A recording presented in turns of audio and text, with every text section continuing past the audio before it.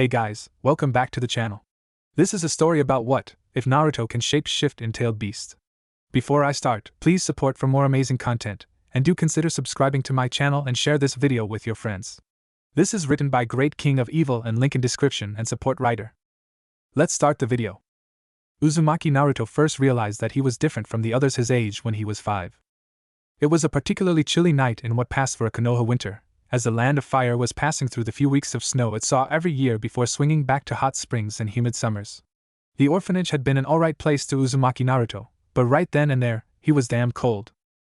The boiler had broken down, in its 4th decade of life, and was not due to be repaired for another few days, busy as it was for the mechanics during these few weeks. This meant the water that Naruto drew for his shower was nearly at the freezing point, something that was distinctly uncomfortable to him, bordering on painful. For a boy who was only seeing his 6th winter, Naruto had not yet built up the mental fortitude that was required to brave cold water. He yelped and hissed as the cold water impacted his skin, drawing back into a corner, hands instinctively moving to protect his groin from losing its body heat. Very reluctantly, he put his head under the stream of ice water, letting the life-giving fluid drip down the side of his blonde locks. He put his hands together to cup some more water, before smearing it across his body. It would have to do, Naruto thought to himself introspectively. There was no way he could go directly underneath that water, cold as it was. It was then that he desperately wished for a way to keep warm in the shower, warm enough that he would not be bothered by the shower. A way to keep more of his body heat and while still being able to wash off. To his amazement, he immediately felt his torso warming up. Curious, he looked down, and immediately yelped for the second time in as many minutes. There, on his chest, were clumps of blonde hair, and some more was still emerging, until his entire chest was full of gold. Even odder, it was a very dense coat of hair, what he might have described as being fur-like in its texture and uniformity had he tried touching it. Out of panic, Naruto turned off the shower. He didn't wish to be seen like this, with this hair that had suddenly appeared on his chest. He wanted it away, or else uncomfortable questions would be asked, questions he didn't have the answers to. Desperately, he willed it to be gone as easily as it had seemingly appeared. To his relief, the hair quickly disappeared. One instant it was there, the next instant it seemed to meld into his chest, and the instant after that it was entirely gone. He kept his eye on his chest, expecting it to suddenly come back. When it didn't, he sighed visibly in relief. By nighttime, Uzumaki Naruto was sure it was just a daydream of sorts, and that it had not really happened. Even still, the incident would sit at the back of his mind. He would tell himself many times that he had just imagined it, but deep down he could not deny the truth. When he was 6, a rash broke out on his abdominal region, localized around his navel. While it was nothing harmful, the rash itched considerably, and he found himself tossing in the single bed that he had been assigned to at the orphanage. He had no idea what had caused it, given that he had washed his sheets only a few days previous. What he did know was that he hated the constant dull burn that the rash gave him, and he went through the futile efforts of trying to scratch the itch away. He tried slow scratches, fast scratches, light scratches, hard scratches, none of which worked. It was frustrating, and it kept him up for several hours. Damn it! Naruto finally hissed at the rash, the red spot clear underneath the white moonlight that streamed through his open window. Will you just stop itching already? There was almost a shimmer to the air, and Naruto could appreciate the idea of a face frozen with shock as he looked at his hand that he had been using to scratch the itch.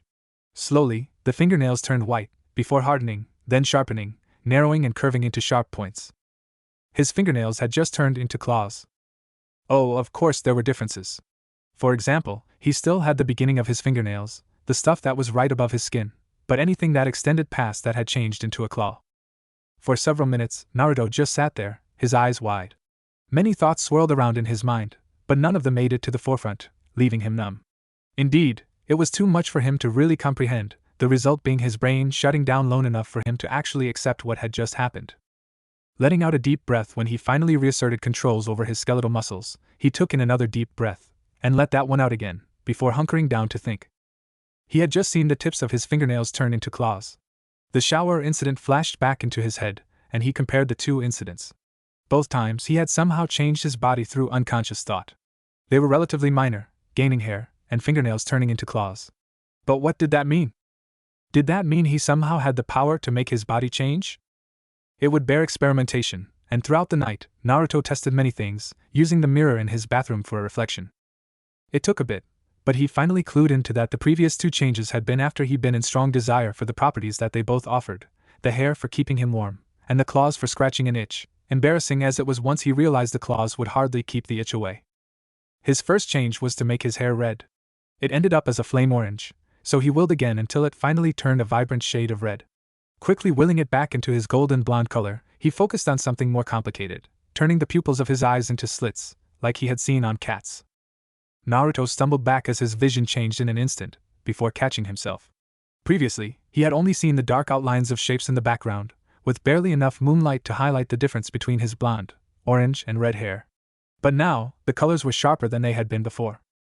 That sent the dam bursting, and he began to toy with several ideas. He changed his hand into a paw, mystifying himself at how his human arm receded into a far smaller paw than the size his hand had originally been. His ear changed to become more pointed. He even managed to gain a few inches on his legs, making him finally able to see completely over the sink, but he stumbled when he tried to walk, and used to the new height. It was a satisfied Naruto that finally went back to bed, after having made sure all his changes had been reverted. He didn't know why he could do it, but he knew that now that he had this power, he would continue to toy around with it, and find useful purposes for it. When Naruto turned 7, he first managed to turn completely. He had found a river on the outskirts of Konoha that ended in a large pond, or perhaps a small lake. Surrounded by trees, he relaxed on the riverbank, stripped down only to his boxers, enjoying the feeling of the water slipping between his toes. Above him, rays of sunlight peeked through the dense green canopy. It was the splashing sound that caught his attention. Sitting up from his laying position, he took a wary glance around, before calming down. Off in the distance, he saw an otter swimming around. Before he could barely blink, the otter had quickly dived underneath water. A second later, the otter emerged, a silver glint around his teeth. Naruto blinked once, twice, then several times more, each in rapid succession. He watched as the otter moved onto land, before chomping what he now identified as a fish between its teeth. The fish quickly disappeared down the otter's mouth, before the sea mammal started walking away into the forest. Envy filled him at that moment, a jealousy that he had not been expecting. The otter had made it look so nice and easy, swimming through the water, and then it had caught a fish within the blink of an eye. It had been some time since he had any sort of meat, poultry, or fish. He could get fish on his own by fishing, but he wanted to be able to get it as easily as that otter as. An unbidden thought came to him, why not become an otter? He pushed it back, before suddenly letting it spring back at him. Why not? He had been able to morph and change other parts of his body. Could he go the whole way? Some part of his rational mind screamed at him that it was dangerous. He was jumping into the deep end, attempting to go from minor changes to changing into a mammalian animal that walked on all 4 legs and had a tail, and was adapted to swim in the water. He didn't care. For so long, he had felt driftless, and being able to change parts of his body had become a novelty after a while. If he could become an otter, well, that was a game changer. He waited for another otter to come around, and studied the seagoer. Webbed paws, a long tail, skin and fur, black nose, whiskers, ears, he spared no detail, until finally he could close his eyes and have a near-perfect copy in his head, not needing to rely on sight to visualize the otter. Naruto held the image in his head, modifying the shape and size ever so slightly so as to not be identical to the other otter, and focused on it strongly. A part of him could feel his body shift ever so slightly, but he didn't waver. He felt almost disoriented, as if the ground was rushing up to meet him, but still he held the image of what he wanted to become in his head, until slowly, but surely, he felt totally different. Opening his eyes, he was startled to see grass right in front of his eyes. Looking ahead, he saw a large rock, overlooking the water. He crawled forward, sluggishly, his limbs defying him, only slightly following his commands. With a great deal of effort, he made it on top of the rock, sprawling his new body out. Looking into the water, he saw the reflection of his head. Staring back at him was the face of an otter. He opened his mouth to yell in success. All that came out were squeaks and chirps.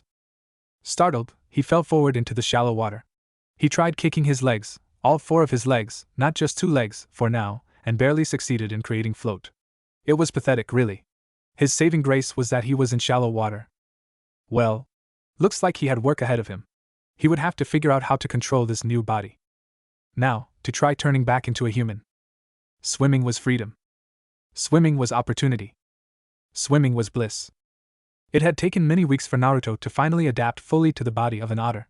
Webbed paws and the large, muscular tail that all otters possessed were new to him, and he had to use them, gain a feel for them, and learn all over again how to swim, this time in the slide body of the otter. Additionally, he had to at the same time both fight with and accept the animal instinct that the otter possessed, lest he lose his own identity and self. But it paid off with dividends. Once he had finally gotten used to the new body, he delighted with lackadaisically swimming around for hours on ends, occasionally slipping in some fishing time, where he caught fish and other seafood, before chewing and then swallowing the catch. The taste was different. It still tasted good, but the otter's mind seemed less worried about the taste and more worried about getting food in its stomach. Naruto had encountered many other otters while swimming around in the interconnected rivers around Konohagakure no Sato. During his first few encounters, he had somehow chased them off by accident, such an otter-like behavior that he had been displaying. Slowly, however, he managed to copy the mannerisms of the other otters he saw.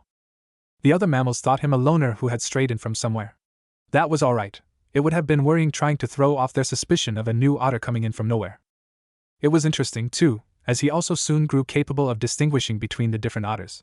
By the time his second month had passed, spending anywhere from 4 to 8 hours a day as an otter after the academy left out or on the weekends, he had been able to tabulate 5 different families. He did not know the word for groups of otters, living in the small lake area he had decided to inhabit. Naruto made it into a learning experience, in any case. In the future, he expected that he would need to be able to transform into other animals, and learn how to act like that animal, and even live amongst their kind. Life as an otter was merely the first step in a long journey. When Naruto was 8, he finally found a word that identified what his power was. Shapeshifter. It had been while he was looking through books on mythology that he had found the term. Mythology had fascinated him ever since he had first been able to read the tales of Izanami and Izanagi and their marriage, and Izanagi giving birth to Amaterasu, Tsukiyomi, and Susanoo. Inari Okami, patron kami of fertility, rice, foxes, and many other items. The minor gods Fujin, Raijin, and Suijin, overlords of 3 of the 5 main elements that made up nature. The Rikudo Sennin of ages past, and the Jubi that the Sennin was constantly at war with. It quickly went down to mythological creatures, such as kappas, mischievous water sprites, or tengu, a bird-dog monster. It was when he found the descriptions of tanuki that he found the word. Tanuki were described as being mischievous and jolly, but were also shapeshifters. When the book went to elaborate on shape-shifting as being able to change forms, Naruto's attention was quickly drawn to the words on the page, as he pored over them, and found links to the kitsune and the bakaniko as other creatures supposedly able to shape-shift. And in fact, those 3 creatures were the only ones that the book identified as being shapeshifters. What followed was a week-long stakeout at the library near the orphanage in which he went through every book which he could find on tanuki, kitsune, bakaniko, and the power of shape-shifting.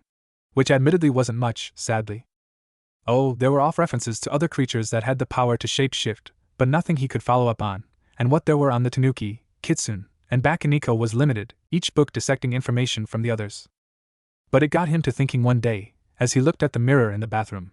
He had always been curious about the tiny, mostly indistinct whisker-like hairs that protruded ever so slightly along his cheeks. Whiskers were supposed to provide extra tactile sensation, and with some touching and groping, he had found that next to his palms, they were the most sensitive part of his body. It wasn't quite like a tanuki might have, but a kitsune or a bakaniko, those were possibilities. Could one of his ancestors have been a kitsune or a bakaniko somewhere along the family line? He understood enough of biology to understand that some characteristics from each of 2 parents were passed along to their children.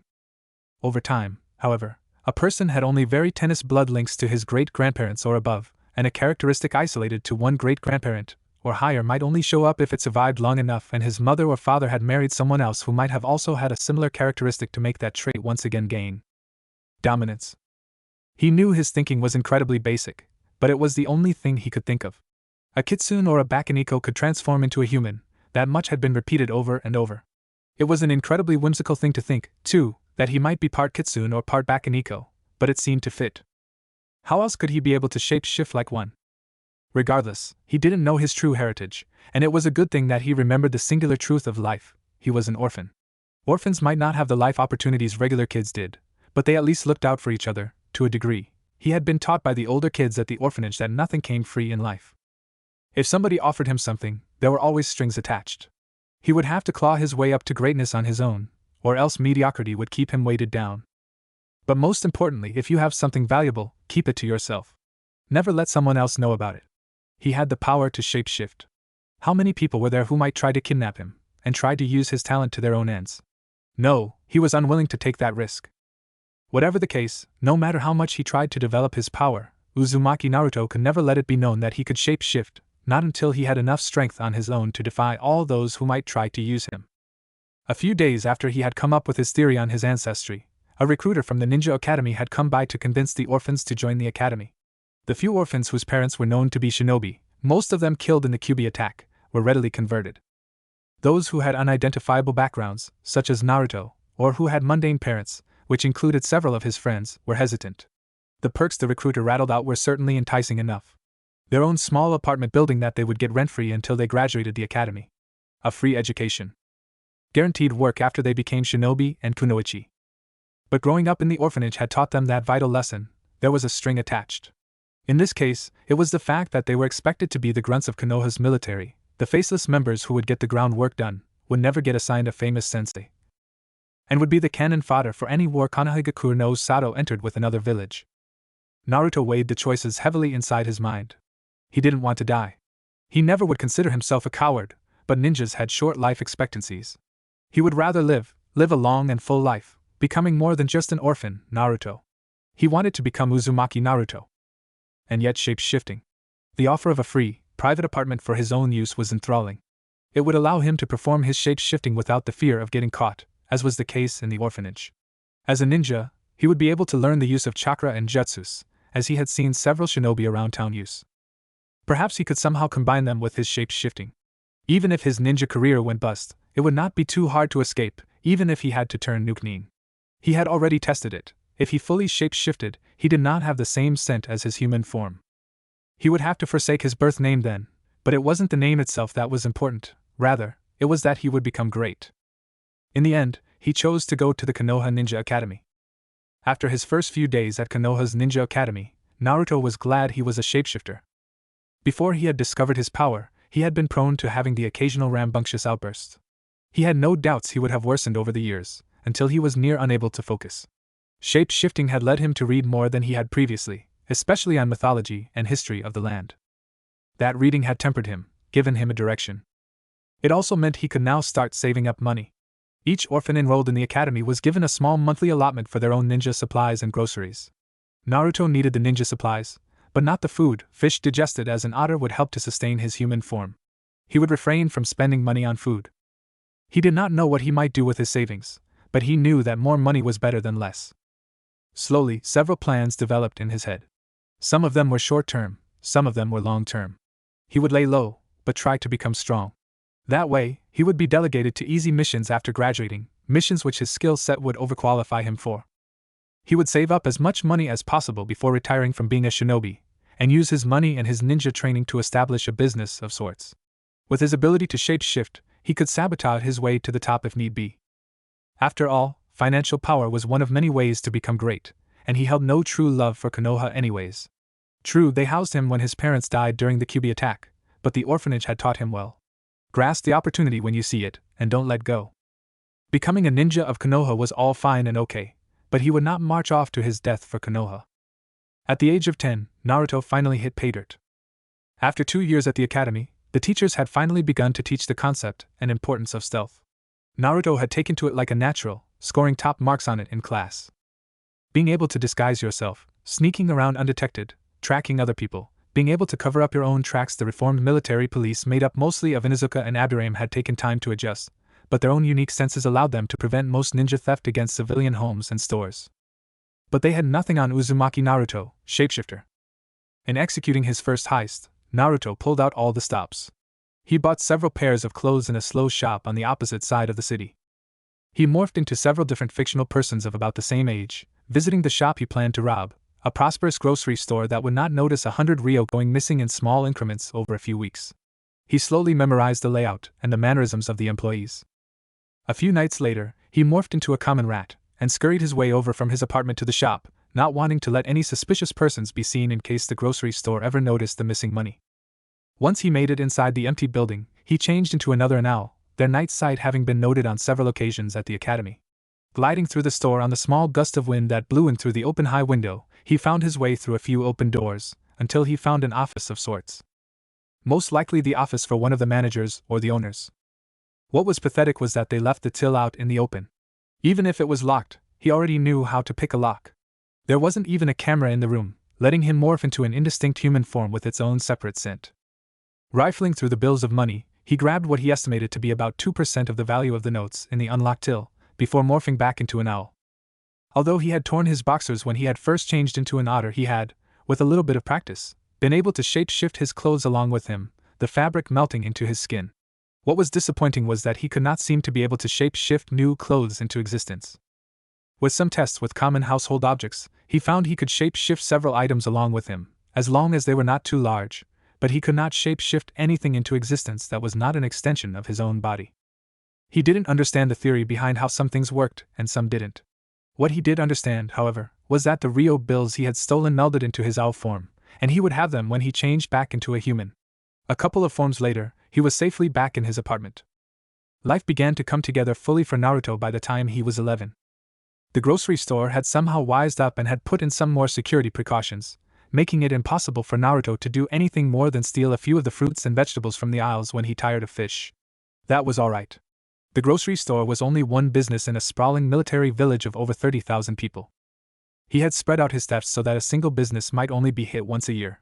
He had successfully broken into a shinobi store for the first time only a month previous, taking several practice kunai and a few jutsus and scrolls on chakra theories. Nothing that the store would ever notice going missing, considering how run-of-the-mill all three items were, but significant in that he now spent nearly none of the monthly allowance he had. He had nearly 8,000 ryo, a significant sum. A casual meal at a restaurant might cost a single ryo. The small flat he lived in cost approximately 6,000 ryo.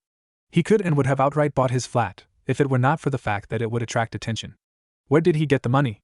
He would not be able to answer that. Instead, he had put 500,000 into an account at one of Konoha's financial institutions, marking it down as money made from odd jobs he had done for various citizens over the years. He could put in maybe 20 ryo a week, and that would be it. Meanwhile, he would have to either hoard the rest until later when he could use it without being questioned, or spend it discreetly in ways that the money trail couldn't be traced back to him. Another thing that had occurred was that the academy had finally begun to teach the students some of the basic jutsu. They had practiced using and flexing their chakra shortly after joining the school, but it was not until now that Naruto had the chance to harness it with an actual jutsu. The first of the three basis techniques that was taught was the henge jutsu, which allowed somebody to transform into something else. Naruto snorted. It was merely an illusory technique, as it only changed his visual appearance. The theory behind it was rather dry, talking about manipulating reflected light waves to give the impression of something else. But it changed nothing else. If he grew 6 inches with the henge, then if somebody tried to put their hand where the head of his henge was located, it would go through thin air. Nor did it change or spread weight, or change smell. To the surprise of many, Naruto was the first in his entire grade level to successfully use the henge, and then master it, being able to change the shape and size of his henge to microscopic and macroscopic levels both. He wasn't quite sure why that was the case, but he theorized that it was because he was already good at envisioning what he wanted the henge to look like, from his practice with shape-shifting. The golden-haired shinobi in training was rather pleased, too, as it allowed him extra time to practice his kawamari and bunshin jutsus. And he was getting the feeling that his shape-shifting would be a major weapon in his future. With lots of tinkering around, he had managed to turn into a fly, and then a bear. There were still limits to the weight and size he could shape-shift into, but he was satisfied. He had also gone for longevity, trying to see if there was a time limit to his shape-shifts. The only constraint he found was that his shape-shifting apparently relied to a degree on his chakra, but it had only been after 3 weeks during his short summer vacation spent as an otter that he finally had begun to really dip in his chakra stores.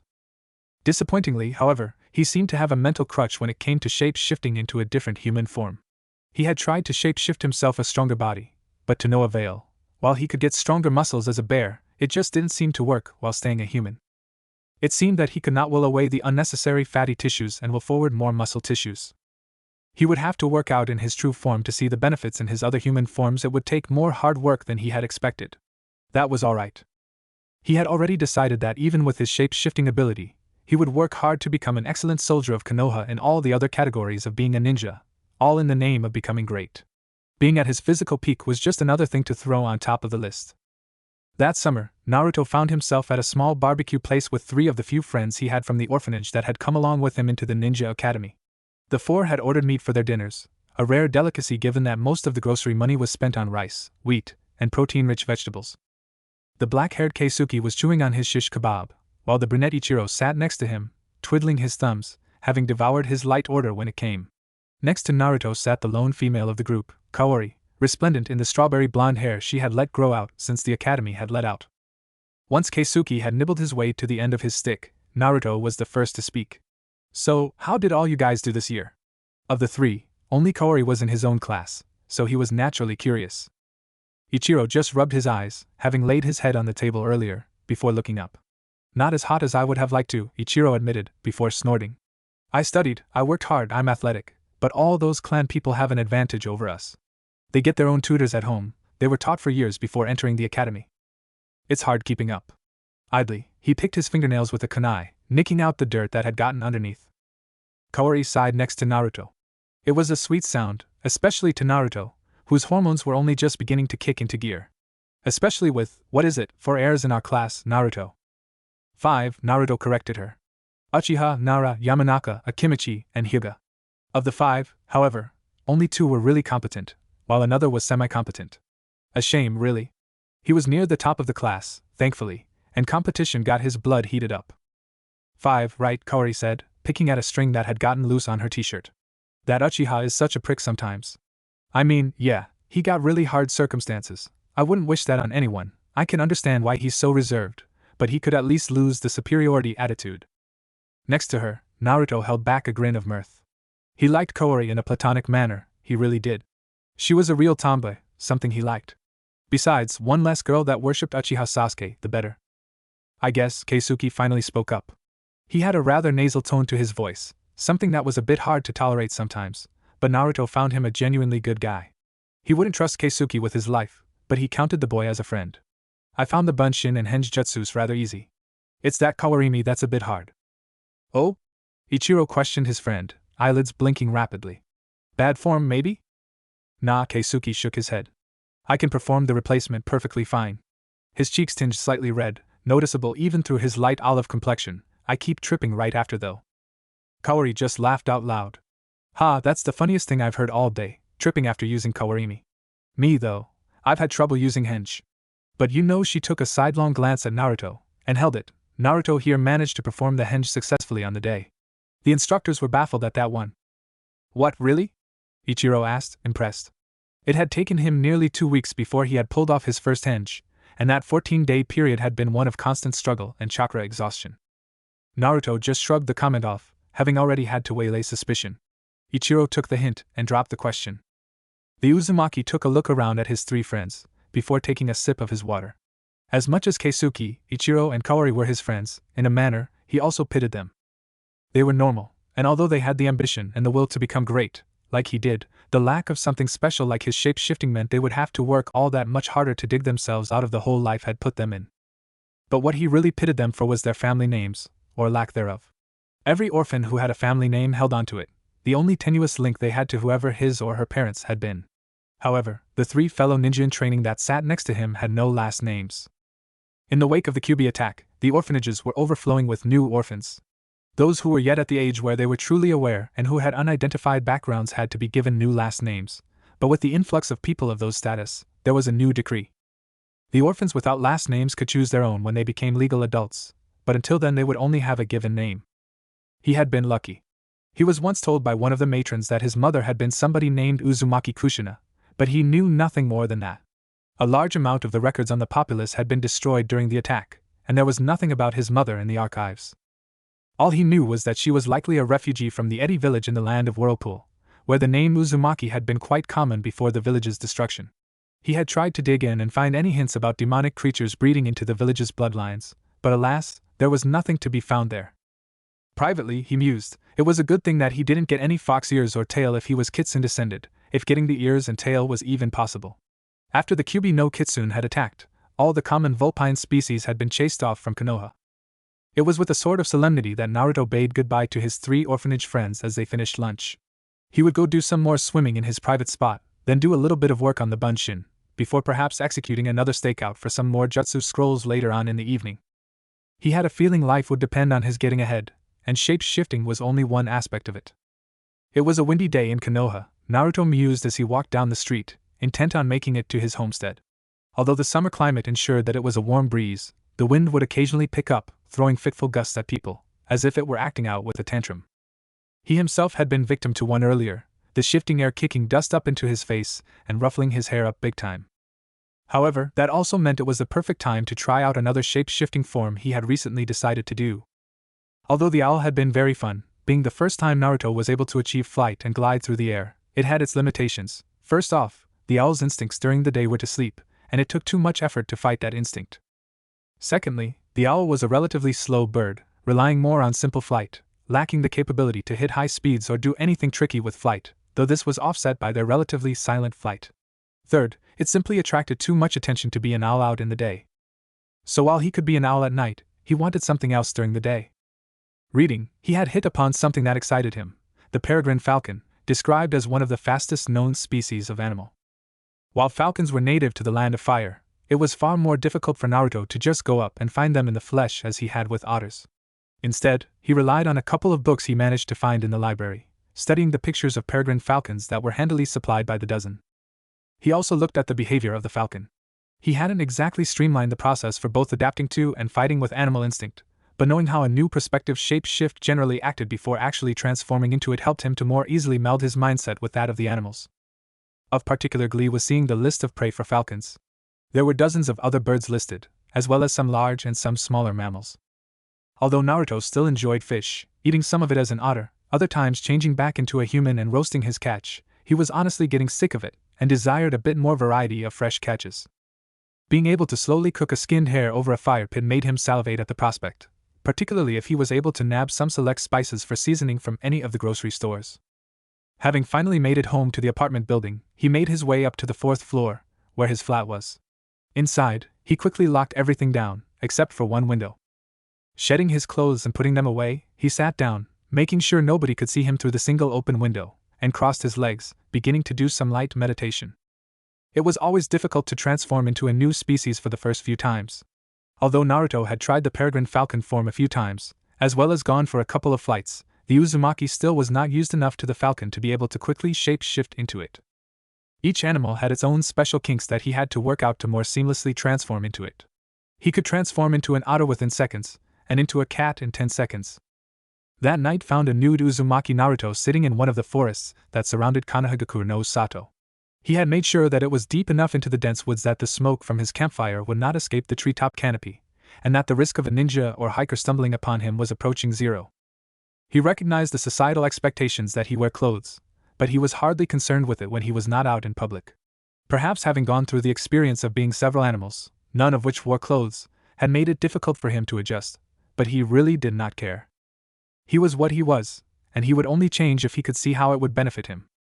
Naruto smacked his lips as a delectable smell wafted from the fire, as the rabbit he had earlier caught as a peregrine falcon and then skinned and gutted with a makeshift knife had been spit on roasting fork. The golden-haired boy seemed to have a talent with roasting meat like this, as he always knew just when to rotate the fork, and by how much, achieving a nice, golden-brown color to the meat, while also having a properly cooked inside. It was a shame that he had not brought any spices with him. Gathering herbs from the forest was so painfully tedious to do, but even still, if the smell was any indication, the rabbit would be very tasty. Finally, the moment struck that Naruto felt his rabbit was perfect, and he moved to take the stick away from the top of the fire. Breaking off a leg, he decided to be ironic, and focus for a few seconds, sticking his tongue out. There was little visibly physical change, but Naruto knew that what he had done, changing his human tongue into a rabbit tongue, would help significantly. Taking a bite out of the leg, he nearly shed tears as his brain burst with the sensitivity of his taste buds to the meat. As it was, his eyes still threatened to water, and he hastily changed his tongue back. He had been experimenting with minor shape-shifting changes to parts of his bodies over the last couple of months. Cat's eyes, as he had experienced firsthand in the bathroom in the orphanage half a decade ago, allowed him to see certain colorful objects more sharply. The nose of many species had stronger reception to smells than the human nose did. The panting of the canine's tongue was one of the major changes he utilized often, letting his body dump out excess body heat more quickly when he was exercising. The tongue of a rabbit, he had found, was far more receptive to taste than the human tongue. He just had not expected it to be so strong when tasting the savoriness of rabbit meat, the sensation bordering on nearly painful from its intensity. Needless to say, he wouldn't be trying that again with anything else with strong flavoring. Allowing his senses some time to cool down, Naruto sat his head back against a tree, letting the cool night air touch his skin away from the fire, and began to ponder his life. He had been born on the day of the Kyuubi attack. His parents had also died on that same day, which really sucked for him, to have been orphaned on his birth. He had gone to the orphanage, and grew up there for 8 years. While it wasn't exactly all fun and games, he had survived, had learned how to harden himself and protect himself against the world, and had made a few friends. While he was there, he had also learned about his shape-shifting powers, and successfully kept them hidden. Naruto had then decided to go to the Ninja Academy when prompted by a recruiter, where he had learned many things so far that dealt with chakra, the energy that was locked inside every human's body, as well as how to spy, steal, be stealthy, and many other things. He wasn't truly too concerned about becoming a ninja, but understood that the superhuman feats that he could do by going down that path in life would lead to better results than continuing to go to civilian school. He had stolen thousands of ryo over the year, and would continue to do so, funneling small bits here and there into official channels whenever he could. Once he graduated and became a genin of Konoha, he would be able to make more official money. He hadn't completely thought past that, but now that Naruto was sitting down and looking at it, he decided to plan further ahead. He would stay in the background, making a slow ascent to Jonin status, whereupon he would then be granted access to classified documents with lots of powerful techniques and state secrets. With the money he would have been able to scalp from unsuspecting victims, he would then retire. Here, Naruto modified his plans. Originally, he wanted to start a business and somehow rise to greatness through becoming a financial power. However, he had begun to realize that the idea was rather impractical. Given the money he had, he would perhaps be best off by forging a new identity and moving somewhere where there were few ninjas, such as River Country. There, he could invest the money he possessed and buy out several businesses and consolidate them. He would use his ninja training and shape-shifting powers to sabotage the competition and become important. Naruto thought to himself. He was being far too idealistic in his thinking. He wanted to be great, and he worked hard for it, but he knew he was still naive in some ways to the real world. His plans still needed developing, but becoming a financial emperor still seemed to be the path he would most likely follow. Summer finally left the land of fire. With it brought fall, as the leaves slowly wilted on the trees, the dropping temperatures acting the harbinger of the few weeks of winter that would soon arrive. Naruto was in his final year of training at the Konoha Ninja Academy, and he was bored. Only 3 days in, and Iruka-sensei was still doing review over the last year, on history of all things. While Naruto had appreciation for history, reviewing the trivial details and taking up time that could have otherwise been spent on teaching more practical aspects was undeniably inefficient. Thank God he had been doing independent studying, or else the curriculum would have killed him with sheer boredom by now. He felt a light squeeze on his hand, and turned to look at Kaori, who sat next to him. She eyed him, before nodding towards Iruka. She had caught his attention wandering, and Iruka was talking about something she thought important. Now, Iruka was writing on the blackboard, the end of the year exam is simple. You need to pass with a minimum of 65%. 5% comes from the general quiz, while another 10% comes from your essay questions. 25% comes from your performance in the obstacle course, 5% from your projectile accuracy, 15% from your fitness ratings, 20% based on your performance in a spar with one of the Chunin senseis, and the last 20% from how well you can do the 3 basic jutsus, henge, kawarimi, and the bunshin or a variant thereof. There were groans all around at Iruka's proclamation. While the mere fact that each and every one of them was still in the program meant that they had some potential as shinobi and kunoichi, very few of them could do well in all 7 of the categories that the scarred teacher had written down. Uchiha Sasuke was one of them, and it was the heir to one of Konoha's founding clans that Naruto eyed closely. He had heard of the Uchiha clan massacre, of course. Uchiha Itachi, Sasuke's elder brother, had apparently gone insane, slaughtering nearly every Uchiha. Less than a dozen members were left of the once great and noble clan, about half being shinobi who had been out on mission, and half being children who for whatever reason had not been at the compound that bloody night. Sasuke was special, somehow. He had actually been at the clan compound that night, but had been spared by Itachi, but not before being forced to witness his father and mother be skewered before his eyes. Not that anybody had specifically told Naruto this. It was rather amazing what one could pick up as a cat, however. He had put the reconnaissance parts of the academy's lessons to rather good use. It was Sasuke who Naruto followed closely. The boy had the drive to grow stronger every day, and so Naruto watched closely, and copied his training methods, slowly adjusting it to his own needs. If Sasuke climbed up trees, Naruto would climb up trees. If Sasuke decided to improve his muscle mass through strength training, so would Naruto. Of course, Naruto could never quite explain why, but he appeared to have an extreme healing factor. He had once cut a nasty wound on his thigh, not severing any artery, but which still bled strongly. To his amazement, however, the wound actually began to sizzle, as the skin at the edges of the wounds slowly began to regenerate, closing up the injury before he could lose any more blood. The theory of building muscle mass had been touched upon in class, with tension from physical exertion creating microscopic tears in muscles, and the body overcompensating by adding on more muscle than was previously there. An interesting theory, and if true, it seemed to explain why his own strength grew in leaps and bounds, before finally hitting a ceiling as his small frame and young age apparently limited any further growth. Was it perhaps shape-shifting at work again? Whenever he had shape-shifted into an animal and back again, he didn't retain any of the small cuts and scratches he obtained from his training sessions. Maybe his shape-shifting also worked at an unconscious level, and whatever mechanism it was that repaired his wounds during his transformations also worked actively while staying human. He had tinkered around for 5 years with the power of shape-shifting, yet there was still so much more he didn't understand. Naruto Uzumaki thought himself a smart boy, but he had so far been relying on a handful of external info that related the power of shape-shifting to a few mythological creatures, and his self-observation. It was rather frustrating. He had become interested in the theory behind how his shape-shifting worked, after reading a scroll that explained the scientific details behind the chakra manipulations that drove basic jutsus such as the henge and kawarimi. He had hoped to derive a similar amount of detail through the scientific method with shape-shifting, but had come up with almost nothing. That left him with 4 options. The first was to bull rush his way through the problem, stubbornly refusing to yield until he finally got results. The problem was that could take time and effort that he otherwise couldn't afford to spend. Even with the experience he had so far, he still didn't understand how his talent, his gift, truly worked. The second was to do nothing. That quirk of his personality that had made him determined to be great made this unfeasible. The third option was to wait for now, and try again later. He liked this one the most. He might be able to hit upon a brilliant idea in, say, the next 5 years, or his general education would allow him to come up with better ideas. It hurt to have to put the issue on the back burner, but it seemed it would have to suffice. The fourth option wasn't really an option, but rather a hope that he could meet up with a fellow shapeshifter. Ideally, the other person would know all about how it worked. Even if he or she didn't, Naruto could still measure his power against the others, and any differences in how his and the others' shape-shifting worked would lead to progress in understanding it. But it was a faint chance that he would meet another person who would readily admit that he or she was a shapeshifter, or to stumble upon one by accident. Ow! Why did his shin hurt now? Oh, right, Kaori. What was she trying to get his attention for now? Naruto, am I boring you? Ack.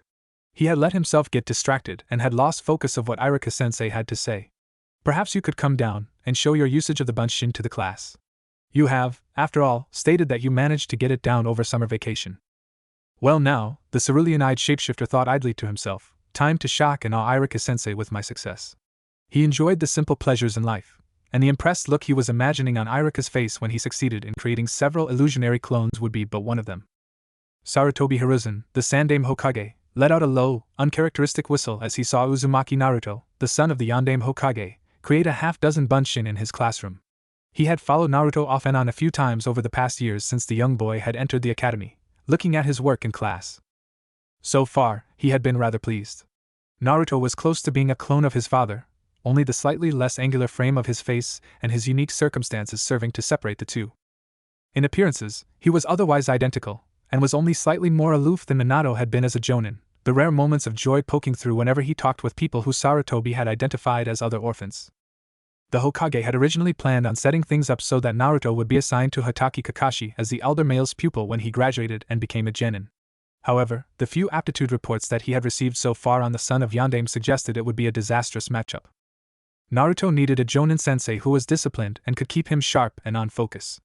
Kakashi, with his various habits that he used as coping mechanisms, simply wouldn't suffice. A ninjutsu expert, perhaps, somebody who could temper Naruto's growing chakra supply with powerful jutsus. And then there were the 2 teammates that Naruto should have. Somebody as disciplined as Naruto would need people he wouldn't constantly be in conflict with fellow orphans, perhaps. He would make a note when the time came to have Yumino Iruka, Naruto's class sensei, come up with some ideal groupings. Of course, there was also the problem of the Kyuubi. He didn't think Naruto knew about his furry prisoner, given the law he had set out 11 years ago. Oh, of course there was an off chance that Naruto had somehow discovered the secret by himself, but the chance was near nil. The populace had also respected the law, and had treated the boy with just enough indifference that Sarutobi never once saw the golden-haired preteen be singled out. Taking out his pipe from his desk drawer, lighting it up, he walked away from his viewing orb and towards the window, looking out at the vast village sprawled out before his eyes. Yes, he decided, when Uzumaki Naruto became a genin, he would have to be told about Kyuubi. It remained to be seen how things would go from there, but so far, Naruto seemed disciplined enough that the old shinobi, nicknamed the professor by some, the god of shinobi by others, was not worried about the truth coming out. Naruto palmed a fraction of a ryo in his hand, handing it over to the lady operating the fruit stand, taking a nice-looking apple off the top of a crate. Turning around, he let his teeth sink through the red skin, before taking a large bite, the crunch of his teeth clearly audible to his walking companion. "How goes your class?" Ichiro spoke up from beside him, and Naruto had to strain his ears to pick up Ichiro's quiet voice, which was nearly drowned out by the bustle of the busy marketplace. Alright, Naruto responded after swallowing the chewed-up portion of the apple, carefully choosing his words. But I get the feeling that we are being baby from time to time. The physical training isn't really designed to push us hard except for the obstacle course run, and the limited jutsus they teach us aren't chakra-intensive at all.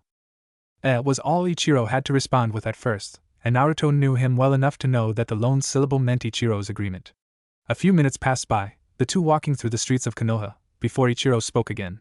It seems to me there are still several stragglers in the class. Fandrels and lazy people, if you will. Yeah, Naruto trailed off, the discussion over quicker than he had realized. It was amazing how he and Ichiro could speak so much to each other in so few words. Time passed, and the end of his days at the Ninja Academy approached for Uzumaki Naruto. Finally, the day of his graduation exam came forth. He breezed through the history exam easily enough. The essay question was interesting, to say the least. You are sent on a mission to a foreign land, with little knowledge of the area. How would you prepare for the mission? Obviously, the first thing would be to make sure he had as many supplies as he could before leaving Konoha. Thanks to the powers of Fuinjutsu, many shinobi could carry around weeks' worth of food, and hundreds of disposable shuriken and kunai in a single scroll that could be wrapped up and put in a pouch. Second, research any and all pertinent information surrounding the mission parameters and the destination before leaving the village. Once he made it to his destination, he should try to pass for a local civilian, and reconnaissance for up-to-date information and the going-ons of the area. He should then try to design a plan to fulfill the mission objectives. If, for example, he had to assassinate somebody, he would need to tail the person, learn his or her shoulds, mannerisms, and the like, as well as the security he had, whether it was a bodyguard or a fortified complex to hide behind. If he was to guard someone, he should find any and all possible threats to the person's life or well-being, and either neutralize or minimize the threats. After everyone had completed their written responses, the class was brought out to one of the training fields, where targets were already set up. Points were scored for accuracy, distance, and speed. While anybody could hit a stationary target with a bullseye given enough time, it was the people who could fire a shuriken from 100 yards with a quick draw from their tool pouch and still hit dead center that would score full marks. It was a shame, Naruto thought to himself, that the academy did not try for moving targets. That would have been far more interesting and realistic than the still targets that were offered. Next up was the obstacle course, which Naruto found to be his favorite part of the training the academy had given him, outside of stealth and deception. It was much like a playground, except it was designed to be physically stressful. Climbing up a rope ladder, crossing monkey bars, coming back down again, moving across unstable ground while putting foot after foot in small rings laid around, then having to climb up and down a straight wall with rungs in it, before finally crawling through small spaces. Whoever had designed it was a sadist. And it was too bad that he hadn't gotten into the rest of the academy curriculum. Naruto would have appreciated the day-to-day exercises being this strenuous, even though he recognized that it was challenging to the less physically fit. It took several hours, but finally everyone had completed the obstacle course. Naruto was fairly confident that he had scored top marks on that section. He believed himself capable of achieving the status of second or third best in class, and might have been able to become Rookie of the Year if he really set out to attempt it, usurping Uchiha Sasuke from his top slot. But he didn't want it. Doing too well in a class with several clan heirs would attract attention, and that would be bad for him. No, he would have to fudge his results over the next two tests. Do a decent showing in the fighting and the jutsus, make it appear that he was merely studious and trained hard. Naruto was quite honestly surprised at how much talent he seemed to exhibit at shinobihood, and wondered why. Maybe one of his parents had in fact been a shinobi? Naruto let that thought fall off to the wayside. For now, he would have to fight, and hopefully not let too much come out in the process. Warily, he eyed the opponent opposite him. Inuzuka Kiba wasn't a clan heir, but he was close, being the younger brother of the clan heiress. The Inuzuka was a clan full of dog nin users, and they had specialized for tracking and direct assault in combination with their dog partners. Kiba had been forced to leave his dog out of the match, but it would still be a fun brawl. Iruka-sensei, who had been judging the spars, looked at both of them. Are you fighters ready? Kiba and Naruto both stepped into the large sparring circle. Being knocked out of the circle meant an automatic failure, so neither wanted to fall out. By unspoken agreement, most of the students didn't actively try to push their opponents out, instead opting to be able to have a full match. By the look in Kiba's eye, Naruto doubted that the brown-haired clan member would be any different. Begin, Iruka intoned, and that was the spark that set off the keg. Naruto moved forward quickly, anticipating Kiba's brawler style. A probing jab was met with an arm block from the dog user, who attempted to grab Naruto's wrist, failing the attempt. The two circled around again, each looking for a fighting opportunity, before Kiba jumped into the fray, sending a heavy punch at Naruto. The unwitting Kyubi Jinchuriki grabbed Kiba's punch, but it was not without its drawback, as the force behind the hit sent him sprawling backwards. However, Naruto held on to Kiba's extended appendage, the result being both of them landing on the ground. Unwilling to let the spar become a brawl on the ground, Naruto rolled away before getting back up on his feet, facing Kiba again. He barely heard the heavy breathing of his classmates, who were still waiting for something big to happen. So far, both Naruto and Kiba had shown incredible restraint compared to some of their classmates, who had charged in from the get-go. Instead, the two fighters were still trying to size the other up. Naruto had to admit that it was difficult to spot a major hole in Kiba's form. There were minor holes, of course, but he was trying to look for a major one that could be exploited. Naruto decided to take a gamble, and came in hard again against Kiba with his own right hook. Kiba dodged by hopping to one side, then did a 1-2 punch combo against Naruto, who managed to twist himself enough that he was only lightly grazed. Naruto then moved his leg forward quickly, attempting to trip Kiba, only for the dog boy to shift most of his weight onto his other leg. There was a brief awkward moment as the two had kicked at each other with off-weight legs, before both of them stabilized again and tried to go for punches and elbows again. Honestly, Naruto thought it was shaping up to be a good fight. Neither of them had landed a decisive blow, but he had fought Kiba for over 5 minutes in close-quarters combat, wearing the brown-eyed boy down with punches, jabs, the occasional headbutt, and some other spontaneous tactics. Neither had tried using their legs after his failed attempt at tripping Kiba, but both had done well in defense. "Enough," Iruka said from the sidelines. "I've seen enough to judge both of you. Good job, Kiba, Naruto. Neither of you overextended yourself, and both of you kept your wits sharp and your defenses strong." Naruto sighed, glad that the spar was finally done. There was no decisive blow, and he had shown enough to be judged as being strong, but nothing great, which was just what he desired to fly under the radar. The sparring was finally over, leading into the last part of the day, the jutsu tests. Each student was tested one at a time on the basic 3 that the academy taught: the henge jutsu, capable of producing an illusion which made the user look like a different person already; the kawarimi jutsu, which allowed the user to switch places with a nearby object; and the bunshin jutsu, which let the user create illusory clones of his or herself. Currently, it was Naruto's turn, and he entered the classroom, where Iruka-sensei and his assistant, Mizuki-sensei, were waiting. "Well now, Naruto," Iruka said, looking at the papers on the desk in front of him, "you've already effectively passed. However, your scores on this section will help us to determine your team placement and Jonin-sensei, so do your best." Privately, he was pleased to see the blonde finally graduate. Naruto had been incredibly disciplined throughout his 4 years at the academy, and was the model student. Orphans had an incredibly hard time making it through the system and coming out near the top. He himself had struggled, and it was only the fact that he had had prior training from his parents before they were slain by a swipe of the Kyuubi's paw that had kept him floating above the water. Naruto said in response to Iruka's statement. "Any jutsu in particular that you wish me to use first?" "Any order is fine," Mizuki spoke up from next to Iruka. "The rock to your left is what you should use for kawarimi, but any other object in the room is fine." "Alright then," Naruto spoke up. "My first jutsu will be the kawarimi no jutsu." He brought his hands together in a single seal, and a second later he had changed places with the rock. Both of the testers blinked, surprised at how seamlessly Naruto had done it. Normally, academy students tended to crouch their knees beforehand unconsciously, as using the kawarimi left a bit of physical feedback from the fast movement, but Naruto had done it while standing fully straight. "Next up, my henge.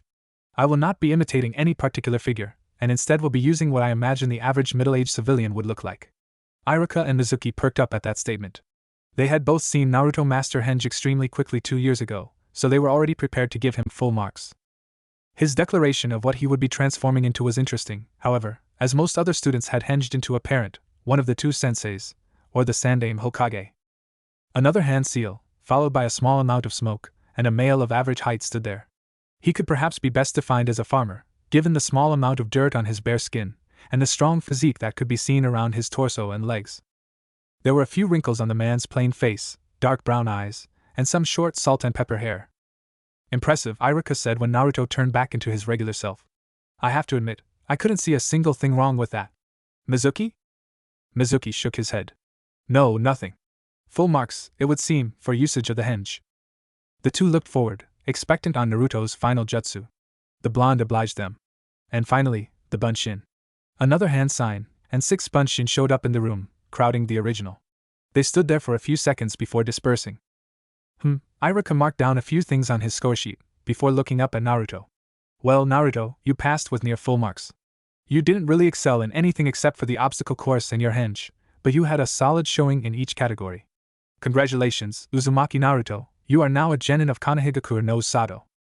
Black or blue? That last question was referring to the color of the headband Naruto wanted for his Hitite. Black, please, Naruto responded, and Irika handed him his new Hitite. The new genin left the room, leaving both Irika and Mizuki fairly impressed. 3 students later, the class was finally done, and were called back in. All right, students, Irika said, looking around. Out of the 30 of you that were in this class, 24 passed. Come back a week from now at 9 a.m. sharp, where you will learn who your teammate will be for your genin team. That's all. There was an excited bustle, as many of the students quickly left, emptying the classroom considerably. Naruto walked over to Kaori, and quietly asked her, "Get together tonight?" The strawberry blonde turned her head towards him, but her eyes were still on the Hitite she had in her hands, rubbing it prospectively with her fingers, as if still in disbelief that it was finally hers. Naruto waited for her to speak, which she finally did after a few minutes. Ichiro and Keisuke both passed, I know that.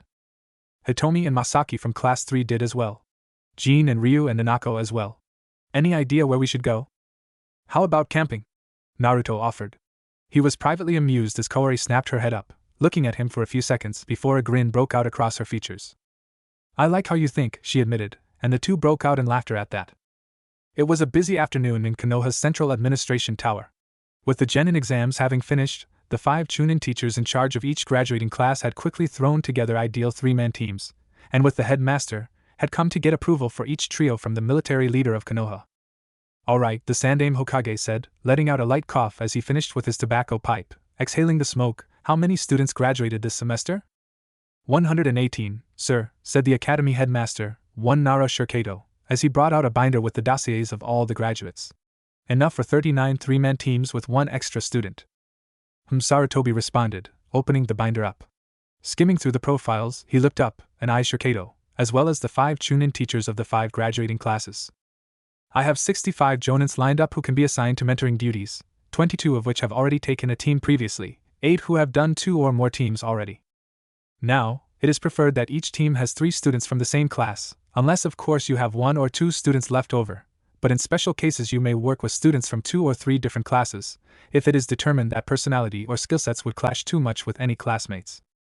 There had in fact been one example a few years back with a genjutsu user who had to be assigned to be the 3rd genin on a squad with 2 members from a different class, given the overall weakness of genjutsu use in the former's class. However, that is the exception, not the norm, so the circumstances should be great for me to consider approving such a team. Now, Sarutobi asked, who wishes to present their teams first? I do, said one Chunin teacher who stepped forward. Hiruzen quickly identified him as Yamano Irika, who was responsible for the class that had most of the clan heirs graduating this year. It was also the class he had Uzumaki Naruto be put into, so he decided to pay more attention to Irika's team-ups and student profiles than he usually did. Very well, the Sandaime sighed, kneading his forehead, getting ready for a long meeting. When they had started, it had been shortly after the lunch hour. Looking behind him, Sarutobi was startled to realize that the sun had set beyond the horizon, the vibrant pink and orange of the sunset peeking out from behind the Hokage monument. With the exception of an hour break, they had been in here for nearly 8 hours. But it was finally done, with 39 teams assigned to 39 Jonin senseis. It was an ordeal, but they had gotten through it, even if he had to make a few large changes here and there. Taking a deep breath and preparing his body to move around again, he spoke, so then, that is everything, correct? That should be, said Shurkato, who was on double-digit cups for tea consumed during the meeting, the famed Nara laziness requiring large doses of caffeine to stay both awake and attentive through such a long and tedious meeting. Sarutobi was about to speak again, intending to dismiss the Chunin senseis and headmaster, when his door burst open and one of the Chunins that worked the administration at the tower burst in. Hokage-sama! The brown-haired man shouted, ignorant to the other residents. It's an emergency. The forbidden scroll has been stolen. There was pandemonium at his words, but the Sandaime Hokage was quick to action, immediately issuing orders. The crackling fire spat out sparks every few seconds, discouraging most from sitting too close to the red-orange flames as it licked at the firewood. Naruto was one of those who were brave, or perhaps foolhardy enough to do so, letting the waves of heat wash off on his face, ignoring the acidic smoke that threatened to make his eyes water. Fire was a thing of beauty, untamable, free to shape itself as it wished, constantly changing, spontaneous in what it would do next. Naruto didn't think himself as being very poetic, but fire was one of the few things he could find symbolism in if prompted. The sizzling sound of cooking fish reached his ears, and he climbed to his feet, moving forward to turn the skewered fish around, letting it cook from the other side. Across from him, one of Naruto's old chums from the orphanage spoke up, illuminated under the moonlight that peeked in from the tree canopy. You look like you have a steady hand there with the fish, Naruto. You do this thing often? That was Masaki, fairly blunt. He was probably the most tenuously linked of Naruto's friends at the campfire, except for maybe Jean, but they still all knew each other well. A little bit, Naruto understated. Mostly when I wanted something with some fat, and butchered meat wasn't doing it for me. Masaki nodded. Save a little bit of money doing that too, I guess? Wish I'd thought of that, he let out a wistful sigh. Would have helped me out, eh? And new genin apparently don't make that much either. Not until they get some experience, and go on decent missions or become a chunin and start doing patrol work. A snort came from the side, as the tombish Hitomi spoke up, giving Masaki a steely-eyed glare. I should hope you have at least enough ambition not to be stuck doing patrol and guard work for the rest of your life. What? Masaki retorted instinctively, turning to face Hitomi, where blue eyes met brown. I'll have you know that I have enough guts to work my way up and make something of myself. Naruto watched on, amused at the situation along with some of the other kids, as Hitomi spoke back. Well, you better, or else you'll just be a deadbeat. There was a silent hiss from Masaki, and Keisuke wisely chose that moment to get up and engage in a quiet conversation with Hitomi, drawing her away from Masaki. There wasn't any real hate between the two, but Hitomi had been rather confrontational, and nobody wanted to be called a future deadbeat. Naruto definitely wouldn't have liked that comment going at him either. Looking around, he eyed the other kids who had shown up. There was Ryu, a boy who was sometimes singled out in class for his unusual black curly hair, idly sharpening a couple of kunai. The blue-haired Jean and fellow blonde Nanako were talking quietly to each other. Ichiro was facing towards the fire all by his lonesome, eyes closed, having dozed off and on throughout the day, as the sun had begun to set. Meanwhile, Keisuke and Kaori were also talking to each other, while Naruto himself had somehow ended up being the person who was responsible for seeing that the fish cooked evenly and properly. Sharp Ears caught the rustling in the bushes before anyone else did, and he spoke out a quick quiet, making everyone stop and look at him oddly. A few seconds later, the sound got closer, and others could hear the noise as well. With instinct born out of academy exercise, those who had their tool pouches handy grabbed kunai and shuriken, while those without dropped into stances that would allow them to fight within a second. Though it was likely nothing, Konoha was still a shinobi village. It would pay to be cautious in the future, and they couldn't let themselves fall into the habit of being lazy now. Confusion broke out on their futures as a familiar face came out of the foliage. Mizuki-sensei? Naruto asked, the confusion in his voice evident. What are you doing here? So caught off guard by the appearance of his silver-haired teacher he was, Naruto's eyes completely glazed over the large scroll Mizuki had on his back. Mizuki seemed equally surprised. Naruto? He looked around at the other residents of Konoha present. While he only really recognized Kaori, he knew some of them as being students from other classes. The silver-haired chunin was quick of wit, however, his eyes flashing to the fire, and he came up with a way to divert the conversation fast. I noticed smoke coming over the treetops. I was concerned that it might be a wildfire, but I didn't expect to find several of you kids while investigating. Nah, Masaki spoke up from the side, it was the campfire. We were cooking fish over it, though Naruto's done most of the work for us. Naruto and Mizuki eyed the blonde curiously, surprised at the situation that chance had thrown into his hands.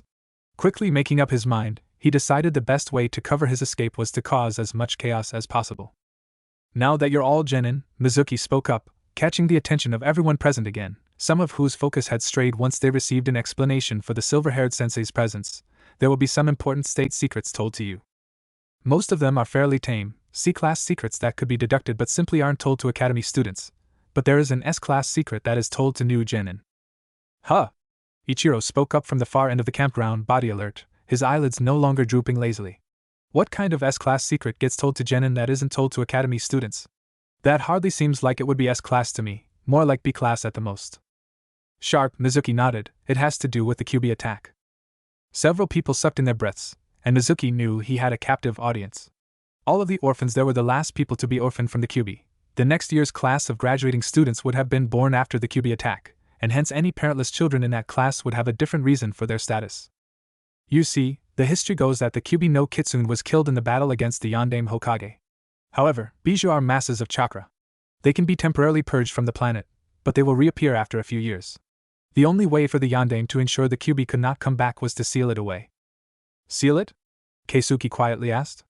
Well, I guess that makes sense. That way the chakra could be directed into something and given proper protection it couldn't reform. His eyes narrowed as he came to the obvious question. But what did the Yondaime seal it into? An object blessed by a Miko? Mizuki broke out in mirthful laughter at that, drawing glares from a few who disliked his laughing at the topic matter. Hardly, the man spoke, abruptly cutting off his chuckle. Unfortunately, from prior practice, it was shown even the weakest of the bijou could not be permanently contained in a simple container. No, a bijou needs to be sealed into a living vessel. That declaration caught everyone off guard. With a sly pleasure, Mizuki noted the expressions on a couple of the new genins grow dark. He could practically feel the one dark thought they were quickly formulating in their minds: find the vessel of the QB, and kill him, or her. He had set up the situation perfectly. And that's what the S-Class secret is about. Mizuki recognized the speaker as a boy named Ryu from another one of the classes by his distinctive curled black hair, which wasn't very common in Konoha. The boy was practically glowering at Mizuki, trying to force that last detail out of him. That the QB was sealed into a living vessel and who the vessel was. From close to where Mizuki was, Naruto suddenly gulped, as he remembered a detail that had never been really important to him before, but now made all the difference. The day of his birth, which he had never bothered to celebrate, was on October 10th, the day the QB attacked. Adrenaline began to pump into his body for a fight-or-flight response if his fear turned out to be true. Yes, Mizuki spoke, maintaining his composure as long as possible, able to sense the mood shift in the camp as a few of the genin began to awaken their bloodlust. As for the vessel, the Yondaime Hokage chose a newborn boy. Turning to face Naruto, his calm face suddenly became twisted, as the raw hatred that had been festering in him for several years was finally let free. That newborn was you, Uzumaki Naruto. That Mizuki had been building up to it actually helped Naruto, if only because he had seen what the Chunin-sensei had been getting at fast enough. As a result, he had been able to quickly shake off the shock at finding out the QB hadn't been killed but rather sealed into him on birth. Senses keen, it was fortunate that he wasn't paralyzed, as he had to quickly dodge the thrust of a kunai, his hand catching another attempted stab. Wide cerulean eyes met green eyes. Ryu, why? The curly-haired boy gritted out, "You killed my parents, that's why," before punching Naruto with his free hand. The blonde had little time to feel the emotional impact of his fellow orphan's words, focused as he was on blocking the punch with his arm, and generally trying to stay alive. As a result, the newly revealed QB host barely noticed the pandemonium going on in the rest of the camp. Fortunately for him, there was only one other person who was very obviously against him. Masaki and Keisuke were both restraining Hitomi, who was frothing at the mouth, her intent clear as she had taken out some shuriken. Only for Masaki to chop them out of her hand. Neither of them were particularly pleased at finding out what Naruto was, but both were rational enough to realize in the span of a few seconds that Naruto had no choice in the matter, and that his death might have consequences. They would figure out how the new fact defined their relations with the whiskered genin later. Kaori had come to the same conclusion as her two male friends, and had moved quickly to do the same as Keisuke had, only she was intent on helping Naruto restrain Ryu. The latter suffered from poor situation awareness as he was hit on the head and smashed into the ground. "Wa Kaori?" Naruto asked, breaking through the haze brought on by the adrenaline rush. "Don't kill him, Naruto," Kaori said, her eyes glinting dangerously, and Naruto understood what she was getting at. Ryu, for all that he had just attempted to murder a fellow shinobi of the leaf, had his reason, and she wanted it solved with as little blood spilled as possible. But it still hurt that she wasn't siding with him against someone who had just tried to kill him, even if he understood why. Going on in all the chaos, Jin and Nanako had both stayed seated, shaken by Mizuki's revelations. The two had eyed Naruto in his brief skirmish with Ryu, before quickly talking to each other again. However, one genin had stayed seated, mind working overtime to analyze the situation. "And tell me," Mizuki-sensei Ichiro spoke out loud, having figured that Mizuki fancied himself a harbinger of chaos, "why, precisely, did you reveal it here, that my dear friend Naruto-kun is the host to the QB, instead of waiting for us to be informed as we should have been by proper protocol?" The clamor in the forest suddenly stopped, as most of the genin turned to face Ichiro, his words suddenly waking them up. Ichiro continued to unravel Mizuki's intentions, as he stood up from his log, eyes wide open. "And tell me, what is that scroll that you're carrying for? I've seen supply scrolls before, and they can be fit into the pocket of a flak jacket easily enough." The brunette trailed off, but what he had said thus far was sufficient enough for everyone to cast suspicion on Mizuki's intentions. "We're in a dense forest, Mizuki-sensei," Naruto noted, catching on to what Ichiro was saying. "How, precisely, would you have seen smoke rising from the fire when the trees catch it, when it was nearly sunset?" Mizuki was in a panic. He had expected more of the fox brat's friends to turn on him, especially given how theatrical he had been. Unfortunately, only one person actually managed to attack Naruto, and another was restrained, while the one brunette had called him out on his presence. He wasn't too worried about being able to fight the 9 genin present. While he was only a chunin, he had spent years planning the heist of the Forbidden Scroll. He was sure he had left no trace behind for trackers to follow, but he still wanted to leave quickly just in case. "The Forbidden Scroll of Seals," intoned Keisuke, whose keen eyes managed to catch the kanji letters that labeled the giant scroll. "I don't know what that is, but it's a fair bet to say you shouldn't have that, should you?" Mizuki leapt into action before anybody else could blink. He slashed with a short tanto at Ichiro, who managed to get a pair of kunai up to block just in time. However, the strength behind the silver-haired man's blow was enough to push Ichiro back, and he tripped over the log he had just been sitting on. Mizuki turned around, intending to take out the girl and boy who were still sitting on the log, now totally paralyzed in fear. The Chunin took out a handful of shuriken, intending to throw them and puncture their throats, or, failing that, major blood vessels in their torso, until he felt himself get hit from behind. Feeling the weight on his back as somebody tried to choke him, he grabbed his tanto again and stabbed his assailant in the arm. Satisfied with the yelp, he turned around, only to feel a slow, burning rage. "You!"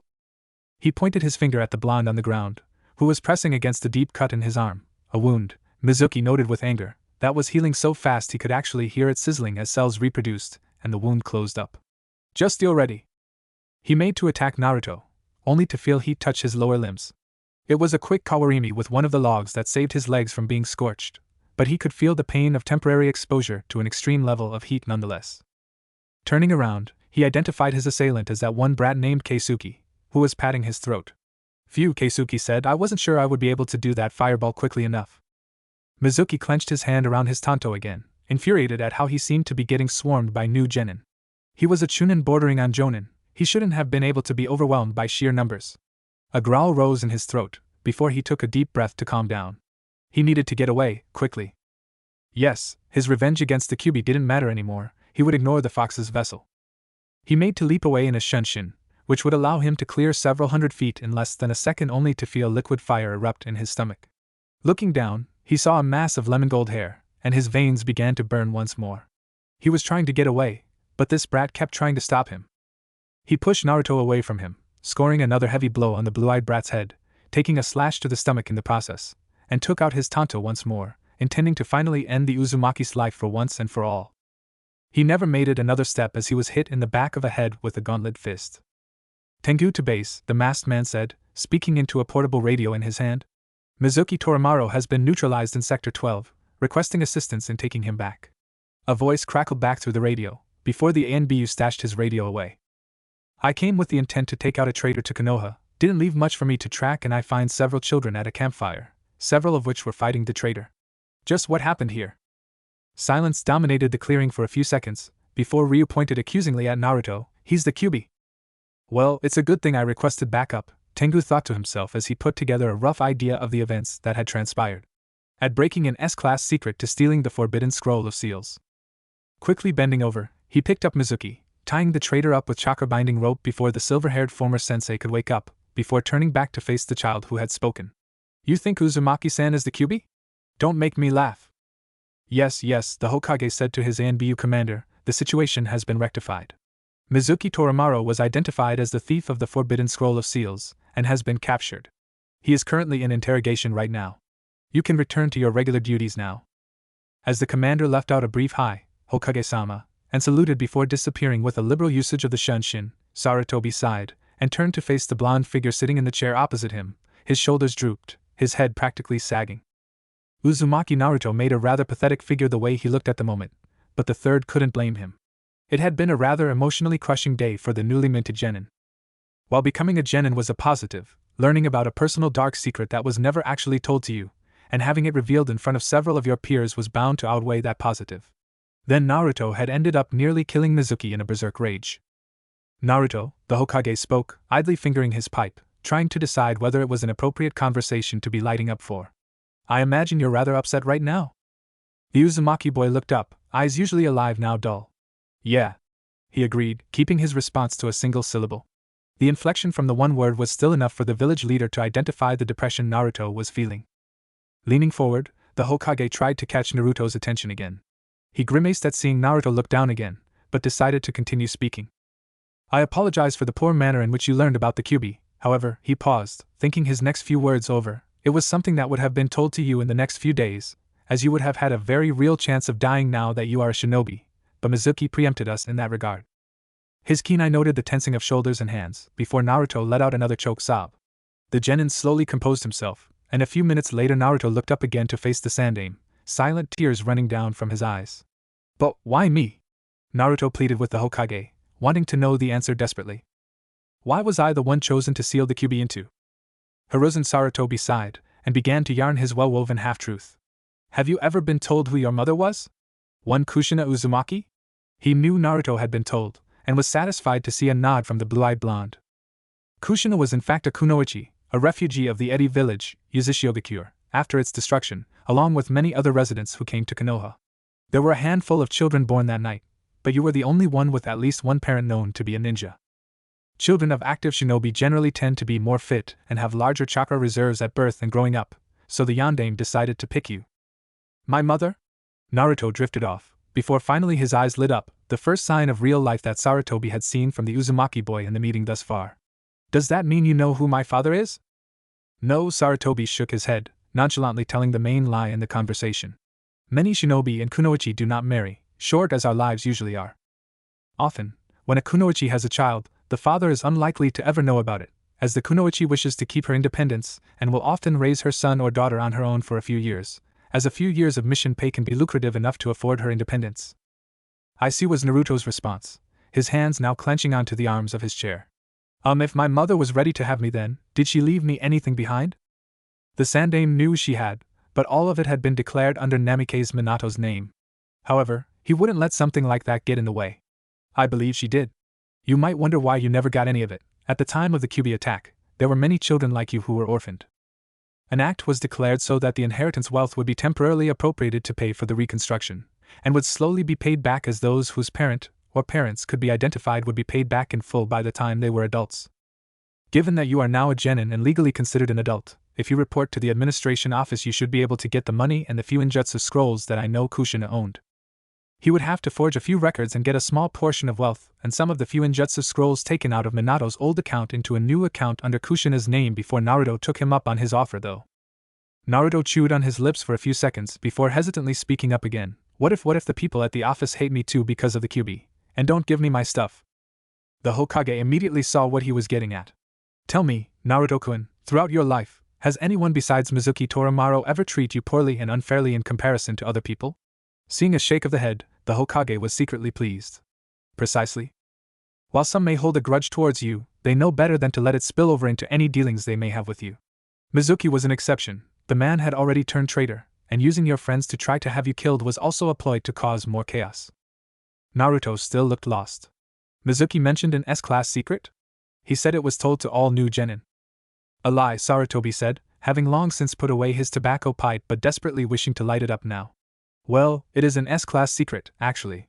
I declared it as a state secret shortly after the Kyuubi attack. You may not realize it now, but a Jinchuriki, that's what a demon vessel is usually known as, is often considered a military resource. Keeping your identity secret to other nations was important, but it also allowed you to grow up among your fellow peers in relative anonymity. However, it isn't told to new genin. Only new jonin who weren't adults at the time of the Kyuubi attack are told, although you can tell it to anyone you wish. Naruto looked down again, though Hiruzen caught a bit of a smoldering look. Go home, Naruto-kun. I realize this may be a lot to take in, but truthfully, things haven't changed for you. You aren't a demon, you're Uzumaki Naruto. The Sandaime Hokage of Konoha didn't realize just how much of a chord he had struck with Naruto when he said those words, but was relieved when Naruto slowly nodded, before walking out the door. Of course, he wouldn't trust the new genin on his own. Writing out some orders, he sent one of his private ANBU off to dispatch them. Uzumaki Naruto would have a rotation of guards watching him 24/7 for the next week, just to make sure he didn't slide into a deep depression. Sarutobi had grand hopes for what Naruto might grow up to be, and wasn't willing to let the blonde end his own life wallowing in despair. Uzumaki Naruto prided himself on many things. One of those things was being organized. His apartment was always tidy, his calligraphy was very neat, his class notes that he had accumulated over the years well organized, and most importantly, he had several cover stories to explain where he got the small amounts of his extra income that he deposited into the bank, complete with a ledger. Organization was something that he was rather keen on. If somebody were to walk into his apartment at that point in time, however, that would not be the first impression that person would get. Various objects littered the floor, some broken, victims of the sheer animalistic rage he had gone into once he had gotten home. It had lasted only a few minutes, but in that time, his anger truly had terrified him. His theory had been entirely wrong. Naruto had thought he was descended from a kitsune or a bakaniko, demonic beasts that strongly resembled the common fox and cat, each of which were reputed to have the ability to shape-shift. It had been a solid idea, and he had stuck with it for many years. Only for his world to come falling down on him. He wasn't part kitsune or part Bakeneko, he had the Kyuubi no Kitsune sealed in him. The demon, being a kitsune, would have been able to shape-shift, and somehow that power had leaked out through the seal to Naruto. Naruto slumped to the floor, head resting against the side of his bed. What the Sandaime Hokage had told him was devastating. Sarutobi told him it hadn't changed anything, but it had. To his horror, he began to laugh. It wasn't a pleasant laugh, rather, it sounded broken. And he hated it. He loathed the fact that he was being so affected by it. So what if he happened to be the Jinchuriki of the king of the Bijou? He had always strived not to be Uzumaki Naruto, but to become Uzumaki Naruto. He should have been able to put this behind him, notch in Kyuubi container as just another title he would make irrelevant in comparison to his name. But it was his shape-shifting ability that changed everything.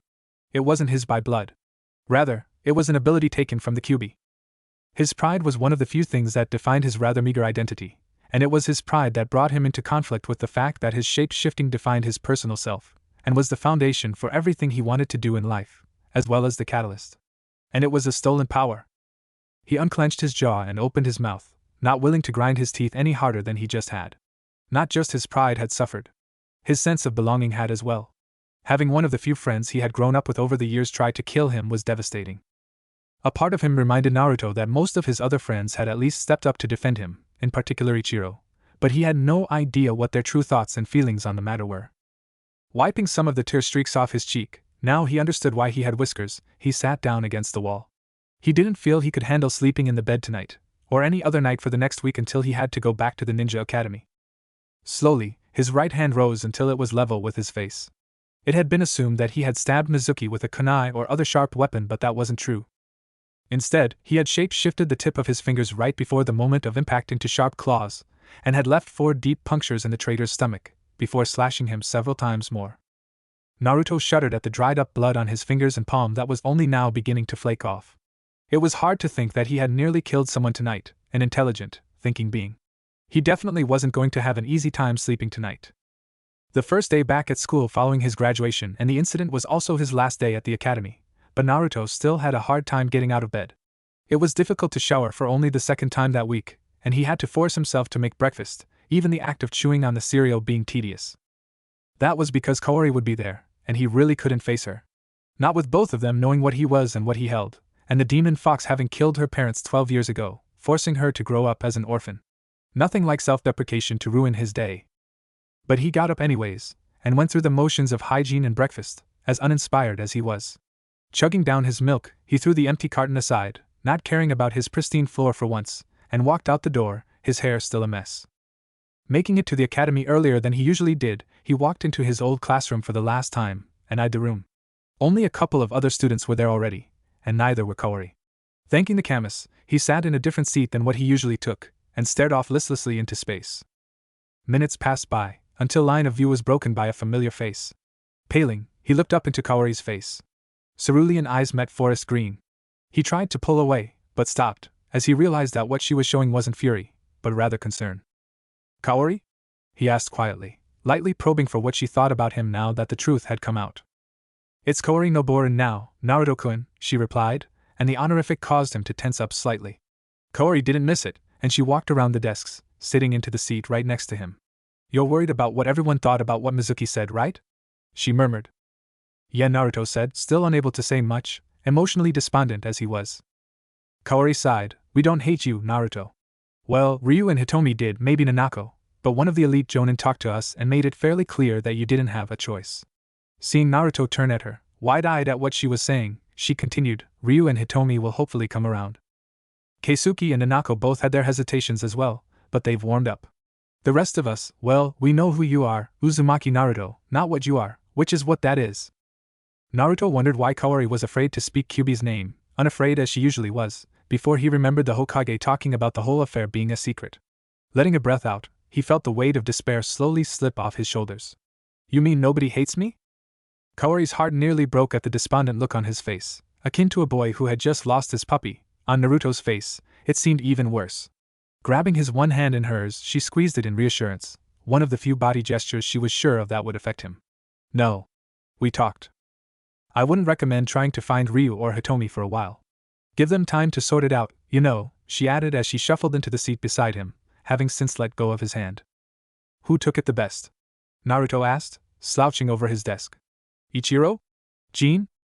Well, me, for one, she said, and for the first time Naruto began to feel revitalized as he let out a small laugh at realizing he had annoyed Kaori by forgetting to ask her what she thought. Mentally, an image of an annoyed Kaori turning red and puffing up in indignation took all the strength he had not to weakly laugh again, and he barely caught Kaori's words as she continued speaking. Ichiro, sorry, I guess it's Ichiro Kien now. He was dropped off at the orphanage when he was 4, you remember? Naruto did remember. Ichiro had told him a couple of times about the very vague memories he had of his parents. He wasn't affected, I guess, by it, so he was neutral in the whole incident. Thanks, Ichiro, Naruto sent the silent greeting out to his brown-haired friend. The two sat there, chatting for a few more minutes, Naruto getting acquainted with the opinions of his other friends, some good, some bad, but generally he was beginning to be relieved. While he would have to talk to Ryu and Hitomi, none of the others had truly turned their backs on him, and that was something. During their conversation, the rest of those who had graduated had slowly trickled into the classroom, taking up the available seats. Naruto was surprised to look up during a break in his chat to find Yumino Irika, the class sensei, up at the desk, going over a few papers. He had looked up just in time, as Irika-sensei quickly rose, and quietly spoke, "May I have your attention, please?" Some of the class, such as Naruto and Kaori, heeded him and stopped talking. Others, however, continued to make noise, such as the Yamanaka heir and her pink-haired rival, Naruto noted. It had practically been a routine for them over the last couple of years to engage in daily catfights. The scarred Chunin saw this and, slowly losing his patience, and used his demon head technique, an area genjutsu designed to get the attention of others. Hey, shut up and pay attention. Naruto had not been able to plug his ears in time, and was left patting his head, trying to stop the ringing from the loud noise, as the rest of the class had turned to face Irika. Irika let out a light cough, holding up a piece of paper. Now, as I was trying to say, you are all now new genin of Kanehigakure no Sato. As most of you should know by now, you will be split into teams of 3 and assigned under a Jonin sensei, normally 2 shinobi and 1 kunoichi per team. A couple of you will have to go on a team with at least one person from another graduating class. I will give you extra details later as to where to go, while the rest of you will stay here and wait for your new instructor. Is that understood? Seeing that everyone was still too cowed by his latest outburst to speak up, Irika grinned triumphantly. I thought so. Now, to start, Team 1 will be composed of. With the class's focus on him, Irika started reeling off the names of teams and the people who would go on each team. Naruto paid attention, waiting for his name to come up. It came quickly, as Irika got past the first 3 teams. Team 4, Uzumaki Naruto, Noboru Kaori. He felt the strawberry blonde seated next to him shift in surprise, as well as the stirrings of a few others at learning Kaori's new chosen family name. And your third teammate will be Kienichiro, of Class 2. You should meet your sensei, Saratobi Asuma, in room 212 along with Kien-san. 2 strings of thought ran through Naruto's mind. The first was happiness that he had been paired with Ichiro, the only person who had straight up defended him during that night against the silver-tongued traitor Mizuki Toromaro. That he had been paired with Ichiro and Kaori both had him feeling that he could finally get over the shocking truth that he was the Jinchuriki of the Kyuubi no Kitsune. The other made him narrow his eyes. He recognized his new sensei's family name, and wasn't sure whether it was a coincidence, or if Saratobi Asuma had been assigned as his Jonin sensei as a direct way for the Hokage to keep an eye on him. Well, if that was the case, they would still never learn about his shape-shifting powers. That night, when he had stabbed Mizuki with shape-shifted claws, was the last time he had used his shape-shifting powers.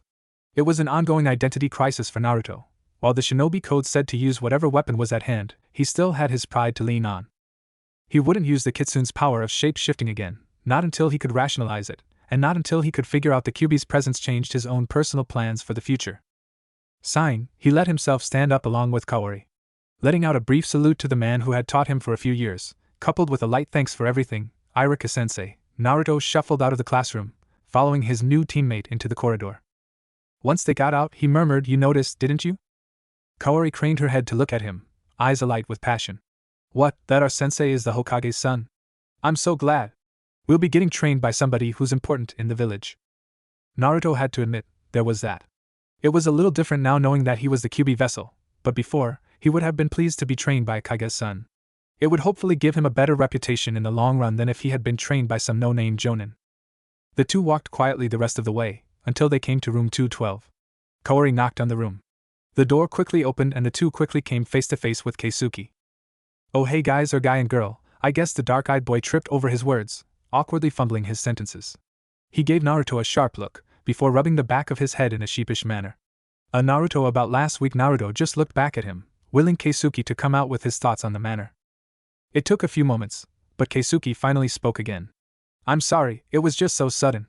I've had time to think, and I don't really blame you. He tapped his feet a couple of times. Arg, it's a bit hard.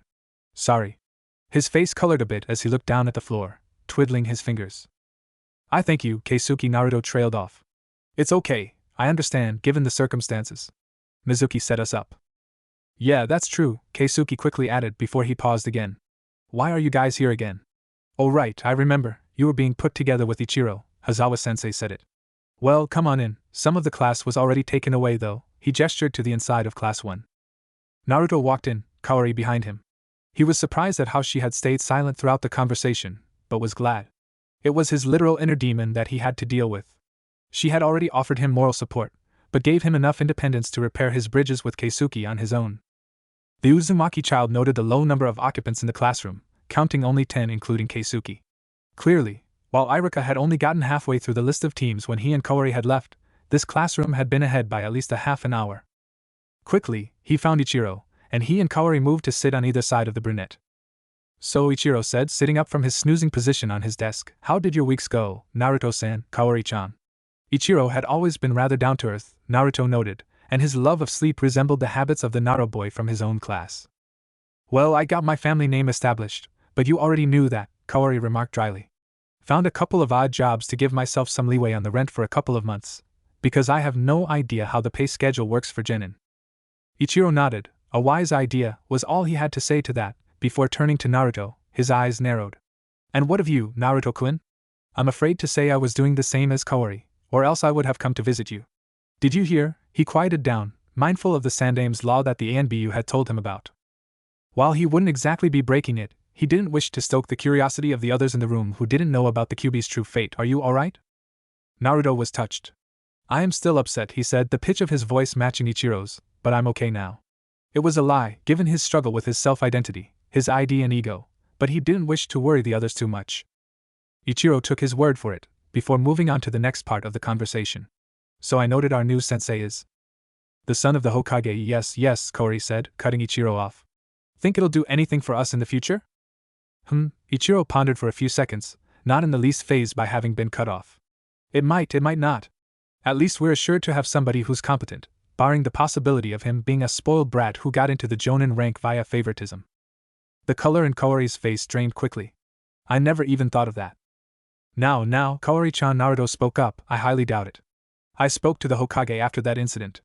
Obviously he's the Hokage and I can't glean that much from a 15-minute conversation, but the Sandame hardly seemed the type of person to promote his son if he didn't have the talent for it. A tan shade leaked back into Kaori's face, as she let out a breath of relief. The three found themselves falling into a sense of camaraderie, finding themselves chatting about the more casual parts of their lives, occasionally looking up whenever someone came into the classroom to take a team. Keisuke had left quickly after Naruto and Kaori's entrance into the class. Finally, when they were one of only 2 teams left in the room, their patient waiting paid off as the door opened. There stood a large, bulky man, with black hair and a distinctive set of sideburns and black beard. Team 4? He asked in a gruff tone. When Naruto, Kaori and Ichiro stood up, he nodded. Good, come with me please. As they stepped out into a hallway, the Jonin quickly asked the trio, you 3 hungry? Naruto was taken off guard by that question, and looked around at Ichiro and Kaori. With an empathy born from years of friendship, he was able to tell how they would respond, and decided to be the middleman for them. Turning back to Asuma, he nodded, yeah? Where were you planning on going, if I may ask? Asuma chuckled at how polite Naruto was being. Well, there's this barbecue place I occasionally go to, a yakiniku, whose owner I'm friends with. I thought we could go there, and get some lunch. Don't worry, I'll pay for lunch, and my friend doesn't dislike you, Naruto. The 3 genin stopped in their tracks at that last comment. Asuma seemed to realize what he had just said, and turned to face his new students. Bending at the knees to come face to face with Naruto, he spoke again. I was informed by Pop about the whole incident with Mizuki. Since all 3 of you know, I hope you don't mind me making any references to the Kyuubi, do you? No, Naruto shook his head, I don't. Don't worry, I have no problems. Ah, good then, Asuma said as he stood back up to his full height.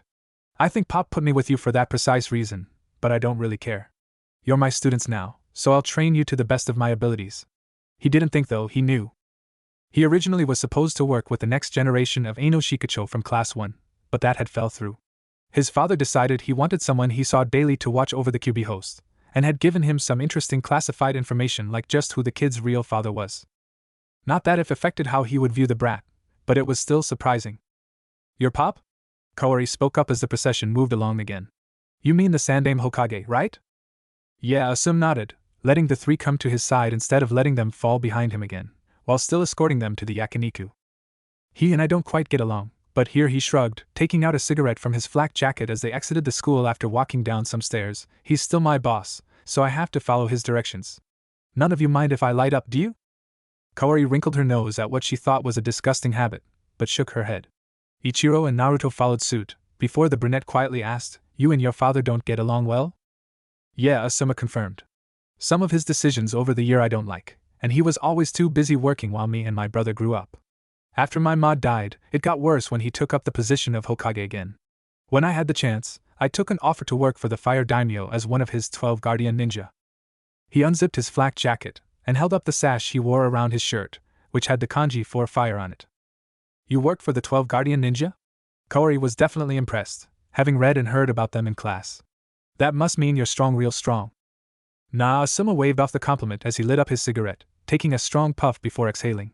I'm definitely stronger than your average jonin, and I've been exposed to enough various battle techniques that teaching felt like a natural fit after retiring from the daimyo's court, but there are some in Konoha who are still stronger than me. That silenced the three down for a few minutes as they finally made their way through the streets of Konoha. Before, Naruto had never really noticed the occasional cold look from people on the streets. Most had passed him by without any issue, so he had subconsciously brushed off the few glares that came by. It was disconcerting to see them now, but he was still glad that they were so short in number. Ah, here we are, Asuma said, opening the flaps to the yakiniku. Waiting for his 3 students to go in before him, he closed the flaps and hollered out, Hey, Sammy! A short man with a sour expression looked up before his face broke out in a smile. Ah, Asuma-kun! It's been a while since you've stopped by. How have you been? Asuma pointed to the 3 children he had brought in with him, as he extinguished his cigarette and threw it into a garbage can. My old man got me teaching a genin team. I figured I'd bring him here for our first team meeting. Moving over, he looked at each of his pupils in turn. This here with the mussy brown hair is Ichiro, the lady is Kaori, and the blonde is Naruto. He was glad to see no reaction from Sammy at the last name. People did change over time, and sometimes changed in unexpected ways, so he was glad to see Sammy hadn't suddenly started hating the QB vessel out of the blue. He didn't wish to make the unwitting Namake's air uncomfortable. Grab us some meat for 4, will ya? Sammy just nodded. I'll be right out with a 4-pack. Turn on the grill at your table to get some heat going, he said as he disappeared into a back room. You're all orphans, right? Asuma said as he herded the 3 12-year-olds into a booth. It was both blunt and rhetorical. I realize you don't exactly have that much money to spend, but don't worry, I'll cover you all for food until we start taking missions. You need to get some meat protein in your diets anyways. Asuma-sensei? Kaori piped up. How does the whole mission system work? They never really covered it in the academy. Asuma just sighed, taking out a cigarette, before realizing he was indoors and putting it away. Honestly, those teachers these days, he grimaced, before facing Kaori directly. Well, to start, new genin are usually given D-rank missions. These are basically glorified chores, like painting a fence or walking some dogs. Wait, hi! Kaori nearly shrieked, before Naruto grabbed her by the arm, giving her a nonverbal cue to remember where she was. Yeah, Asuma chuckled. I'm guessing you expected to be straight out on field work? Unfortunately, no. Just because you graduated the academy doesn't mean your skills are still strong enough to do a mission outside of Konoha. I was technically supposed to give you a test as well. Huh? Another test? Naruto asked, prompting Asuma for more. Yes, another test, the bearded man affirmed. It's to make sure the 3 of you work well together as a team. I skipped that part, because I don't really believe in trying to make a team work right after having been matched up, when team dynamics should emerge over time. Besides, the 3 of you already look like you'll work together well. Yeah, that's true, Ichiro nodded. The 3 of us knew each other from the one Konoha orphanage we were all at. Well, obviously I made a good choice then, the Sarutobi protege chuckled. But anyways, D-rank missions basically have a 3-fold purpose. 1, it'll make you some money and tide you over in your finances until I feel you've gotten better enough through training that we can get into some better paying missions. Naruto was feeling slightly guilty at that. He had stashed away lots of money over the years and stolen a lot more, but Ichiro and Kaori weren't in the same situation. And he would be due to inherit more money still. He would have to find a way to funnel them a bit of money, and he couldn't be too direct about it. The blonde hardly expected the other two to be the types to take charity. 2. Asuma continued, it gets you acquainted with the civilian folk. Konoha's big on the whole teamwork thing, but it's also big on good relations between the shinobi and the working class, and demissions are one of the main tools used to that end. Finally, with a little bit of applied imagination, you can make the chores into practical training exercises. Oh? Ichiro asked, how so? Well, Asuma was about to continue, except for the presence of the stout Sammy who had just come by with a bag of pieces of meat. Thanks, Sammy. No problem, Asuma, the yakiniku owner said, giving a sweeping glance at the rest of the team. Come by any time you want, we may be busy at times, but I've always got room for you. Thanks, Sammy, Asuma said, waiting for the man to walk away before facing his genin again. As I was saying, a little imagination helps. For example, one of the things I'll be teaching you are chakra exercises. You guys went over the first few exercises in school with leaf balancing on your forehead, but the next step is being able to climb up horizontal surfaces such as a tree, using only your feet. Really? Kaori asked, impressed. Yeah, really, Asuma nodded, amused at the reaction he had just incited. Putting his hand over the grill, he decided it was hot enough, so he grabbed the bag of meat pieces and dumped several onto the grill, producing a satisfying sizzling sound in response. So if you're painting a wall, you could walk up, paint a bit, and slowly paint downwards while staying attached to the wall with the use of a long roller brush. Domestic tasks such as catering for meals, cleaning up trash, and so forth, and some manual labor chores, also are to help expand your skill set. The strong-built man shrugged. You never know when you might need a skill set as esoteric as cooking shellfish when going on missions, undercover ones in particular. Well, D-rank missions sound a bit better now that you put it that way, Naruto said, before wrinkling his nose, but I still can't say I'll like doing them. Well, nobody ever said you have to like them, replied the bearded man, but that's life for you. Meet anybody? He said as he flipped some of the pieces over to have the other side cook. The passage of an hour saw one satisfied team 4, walking to the Hokage Tower near the north end of Konohagakure no Sato. So good, Kaori drawled as she got to walking around in short circles to combat the relaxation of her muscles. Yes, well, it won't be every day I'll treat you to yakiniku, but you'll see that place again, Asuma promised. Now, have any of you ever been to Training Grounds 12? Upon seeing 3 shakes of the heads, he gave them directions. It's southwest of the market district. There should be signs marking each separate training ground, so just walk clockwise or counterclockwise until you find it. Team 4 continued to walk along until they hit the base of the tower. Well, that's everything. I'll expect to see you 3 there tomorrow at 800 hours sharp. Even if I'm not giving you a test, I still need to see your skill sets so I can know where to go in training you guys. Okay, goodbye, sensei, Kaori murmured, Ichiro tossing out a similar greeting, before the two started walking off. And Naruto, aren't you coming with us? I'll catch up with you guys later, Naruto said, slightly nervous. I need to talk with Asuma-sensei about something. Okay, she shrugged, her and Ichiro walking off. What did you need, Naruto? Asuma asked, curious about what his third student stayed behind for. Sensei, Naruto shuffled his feet. Your father said that I had an inheritance that I could claim from under my mother's name. The Jonin said, having been informed of the circumstances by the Sandame. You wanted me to go with you when you go to the administrative center then? Yeah, the blonde nodded. Would you be able to do that, please? Well, Asuma rubbed his head. I can't do that today, obviously. I don't think you'll be in the condition to do it tomorrow. Does the day after tomorrow work? Naruto stopped himself short from saying that his body recovered at a superfast healing rate. Now that he knew why it was, he didn't like to remind himself. Instead, he went along with Asuma's plan. Sure, sensei. Well then, now that that's settled, Asuma turned around, opening the doors, he made a shooing motion at Naruto. Run along now, go find Kaori and Ichiro. I've got some forms to fill out for you guys. Thanks, sensei, Naruto said as his sensei disappeared into the building. He didn't really feel like finding his teammates, though. Instead, he decided to go to his apartment. One of the first things Naruto did as he stepped into his apartment was to start cleaning the place up. He offered a silent thanks to his past self for being smart enough to not buy porcelain or glass kitchenware, as he picked up plates, cooking tools, and cups, and started to put them away. With that, he had made a significant dent in the studio apartment. Next, he put away the clothing that he was sure was clean, and started tossing everything else into a laundry bag. He hadn't gone for a laundry run in over a week, so the bin got full fairly quick. Finally, he picked up the papers that had gone everywhere. Some of the stuff was out of order, so he put it aside to organize later. Oh, was all he had to say when he looked at the wall.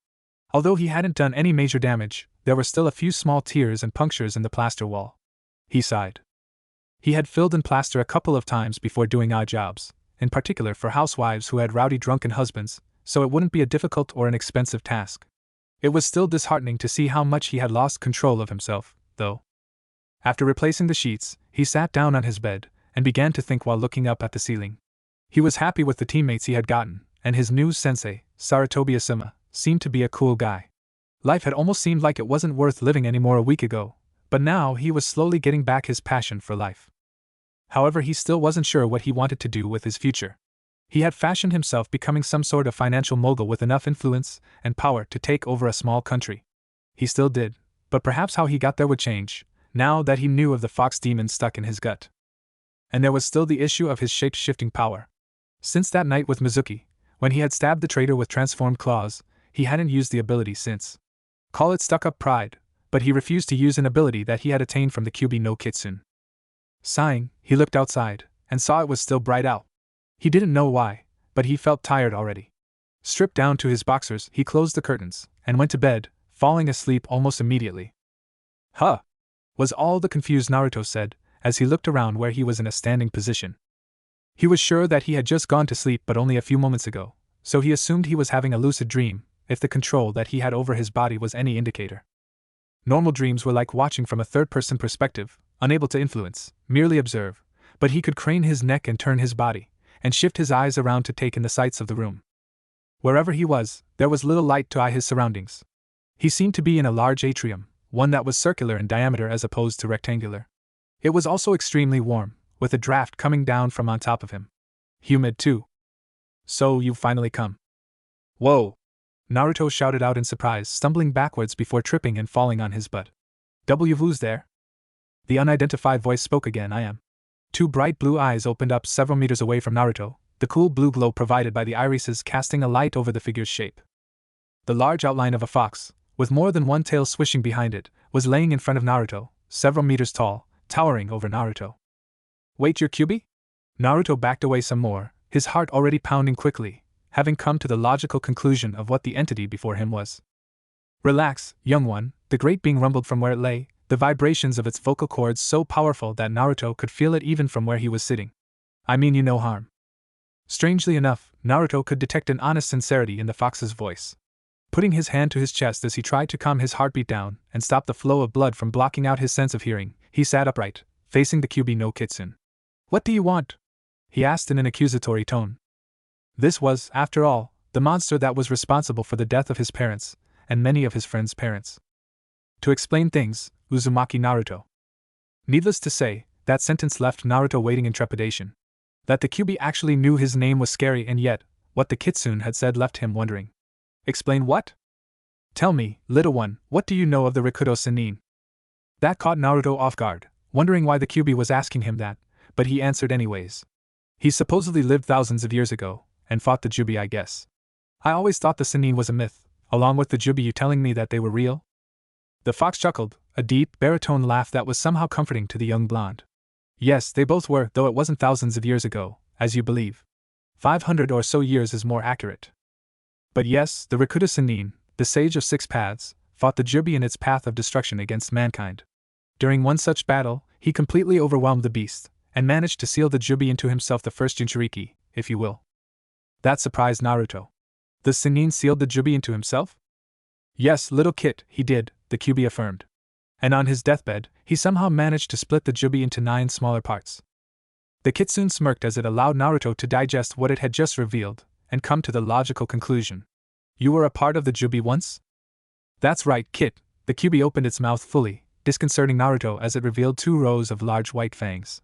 Of course, we were amorphous entities, being mere blobs of malicious chakra. The Sennin at least gave us each form, modeling each of us after one of the races of Makai. Some of them, such as the Kitsune and the Tanuki, you may have heard of, while others, such as the Kabutomushi and the Irikoma, I, being likened to a Kitsune, gained many of their traits, including the ability to shape-shift. That last line startled Naruto, as he stared defiantly at the Kyuubi. And somehow I got that ability to shape-shift from you. I have my pride. I refuse to use an ability stolen, even if it was due to whatever mechanism that you were sealed into me. What he didn't expect was a sharp bark, followed by some more laughter from the Kyuubi. Ah, little kid, you think that you somehow stole the power to shapeshift from me. That's where you're wrong. Somehow, disconcertingly so, the Kyuubi's ethereal blue eyes seemed to glow even stronger, and the room began to slowly light up, but Naruto's focus was on the giant kitsune sitting on its haunches before him. You didn't steal the ability from me, kid, I gave it to you. Stunned was the only word that could describe Naruto, his mouth open in a curved O, his eyes unblinking. Several seconds passed before he started to move his jaw, several more seconds before he started producing sound, and several seconds still before he finally spoke intelligibly, in a forceful tone demanding answers. Standing up to assert a small amount of authority. What do you mean you gave me the power to shapeshift? Why would you do that? Something else finally dawned on him.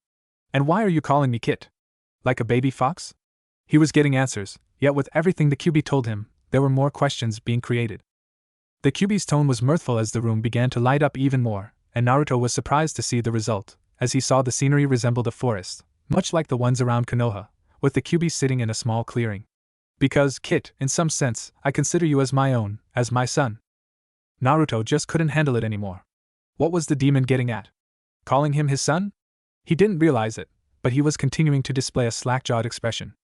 Seeing this, the demon fox continued, Tell me, do you see my eyes? The color of my coat? What is off about them? Startled out of complacency, Naruto looked at what the kitsune had indicated. Blue eyes and a rust-orange coat, shouldn't you have red eyes and a red coat? That was what all the accounts of the Kyuubi in folklore described it as well as eyewitness accounts of when it had attacked Konohagakure no Sato. Ho ho ho, chuckled the Kyuubi, and that is the crux of the matter. When the Yondaime Hokage sealed me away in your body on the day of your birth, he split off a part of his own soul and sealed it into you as well. Cutting off Naruto's sputter of surprise, it continued, the soul fragment intended to make sure I was locked away. He acted as a failsafe. If you were ever to draw on too much of my power, he would reinforce the seal to cut you off before I could free myself again. However, when you were 5, he and I made a deal of sorts. A deal? Naruto asked. He was nervously excited now, wondering just what sort of deal could have been forged between the epitome of chaos and destruction and the Yondaime Hokage. Yes, a deal. We merged, little Kit. The Kyuubi's words struck Naruto physically, and he reeled back in surprise. What? Surprised, are you? I hesitated to accept it, wishing to strike the Yondaime down instead. The Kyuubi explained. However, he outlined far too many benefits for me to resist. You must understand, little one, that after the Jobi was split, the 9 fragments, even me, were mostly mindless animals. When we were sealed, we slowly began to regain intelligence, but by merging with the Yondaime, I could keep my own identity, yet gain the vast smarts that he was famed for. Additionally, the manner in which I was sealed meant that if you died with me still contained, I would not reform in the wild over time, and mortality is one of the few things I fear. As long as I agreed not to harm you, then the part of the new me that was once the Yondaime Hokage would arrange the seal to give me greater freedom within the seal, as I was imprisoned far more deeply than this beforehand, and to ensure I would not face true death upon your own end. It took a long time for Naruto to wrestle with everything that the Kyuubi had just told him. Wow, Yondaime-sama, he really was a hero, wasn't he? I couldn't really say I hated him, he just did what he had to do to save his village, but to find out that he did what he could to even help me personally, just wow. And I guess your blue eyes and orange fur came from him, didn't it? The Yondaime had blue eyes, and your fur is a mixture of red and yellow. He narrowed his eyes as a thought came to him. Is that why you consider me a son? Because of the Yondaime? For the first time in their historic meeting, the Kyuubi no Kitsune finally stood up, all 9 of its tails thrashing behind it, its blue eyes narrowing. You are partially correct, little Kit. But to be truthful, the Yondaime tricked me, ho ho ho. That laugh was beginning to disturb Naruto, but he was hanging on to the Kyuubi's everlast word, a sinking feeling in his body that what was coming next would be perhaps the most important part of their conversation thus far. It really amuses me to think that a sentient being such as me, modeled after the Kitsunes, a race of mischievous tricksters who you must always look at the wording of their deals, was outwitted by an overgrown primate. But it has been done, and truthfully, I no longer mind the emotions that our merger brought me. Stepping forward, it lowered its face, snout angled low, until the Kyuubi's 2 blue eyes were right next to Naruto's own cerulean. The Yondaime loved you like a son, Uzumaki Naruto-kun, and that passed on to me, because you are his son. Naruto barely felt his body instinctively act as he sat back down. His brain worked in overdrive, thoughts butting with one another, as he felt the internal war rage. The Kyuubi watched patiently as several emotions flickered across Naruto's face, ranging from contempt, to happiness, to anger, to thoughtfulness, before finally settling on the Kyuubi couldn't be sure, as it only had what little memories it had assimilated from the former fragment of Namake's Minato to go on. But it would describe it as peacefulness. Thank you, Ota-san, Naruto thought, hoping his father would hear it in the afterlife. He had sacrificed his only chance to ever meet his grown-up son to keep Naruto safe from a fully malicious demon fox and had left him behind a replacement, of sorts. Kyubi-san, Naruto started to ask, and as the kitsune glanced at him, Naruto brought his one hand up to the Biju's snout and began to rub affectionately. And it felt right. Do you mind if I call you Ota-san?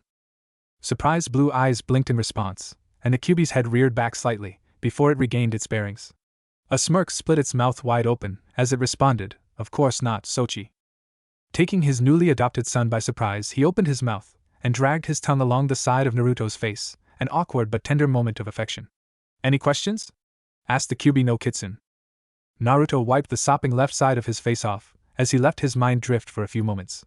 While he had never really been starved for affection, there was something else now. The dam had burst open for parental affection. Donning the first true smile in a while, he eyed his new father. Yeah, Ota-san, what are the limitations of my shape-shifting powers?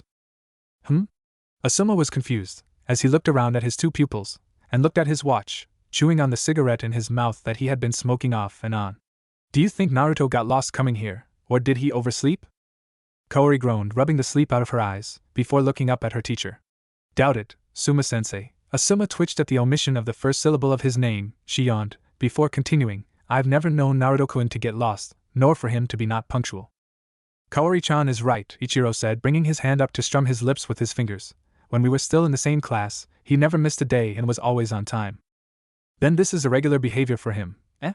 Asuma spoke out loud for both his benefit and for the other two in the clearing. Well, I'll give him a couple more minutes, and if he isn't here by then, we'll have to go find him. There's no need for that, sensei. A fourth voice spoke up, and the three who were already in the clearing looked up to see Naruto, striding towards them. Something's different about him today, Asuma thought to himself, before it struck him, Naruto's posture. Before, Naruto had seemed almost like a beaten man, albeit one who had gotten up time and again. Today, however, the blonde genin walked across the clearing gracefully, his body posture almost regal, his self-confidence shining through. He had done a complete 180 overnight. Deciding that he didn't want to frighten off Naruto or the other two unexpectedly, Asuma decided to casually ease an answer out of Naruto. Something happened overnight, Naruto-kun? You could say that, Asuma-sensei, Naruto responded. I had something of a revelation, if you will. I see, Asuma noted dryly. Would you care to share with us, or is it something private?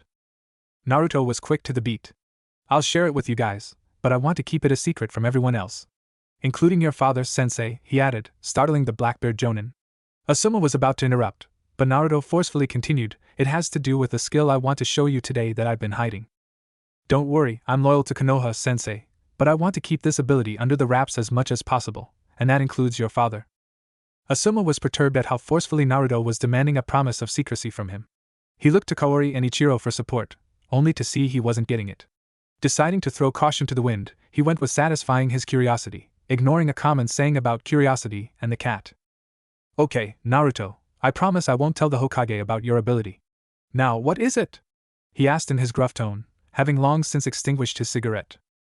I can shape-shift, just like some demons can. Was not the answer Asuma was expecting. By the wide-eyed, open-mouthed looks on Ichiro's and Kaori's faces, they weren't expecting that either. WHBUWH, huh? Asuma responded, blustering for coherent words. Naruto raised his hands up, facing his palms inwards to his face. Here, let me show you.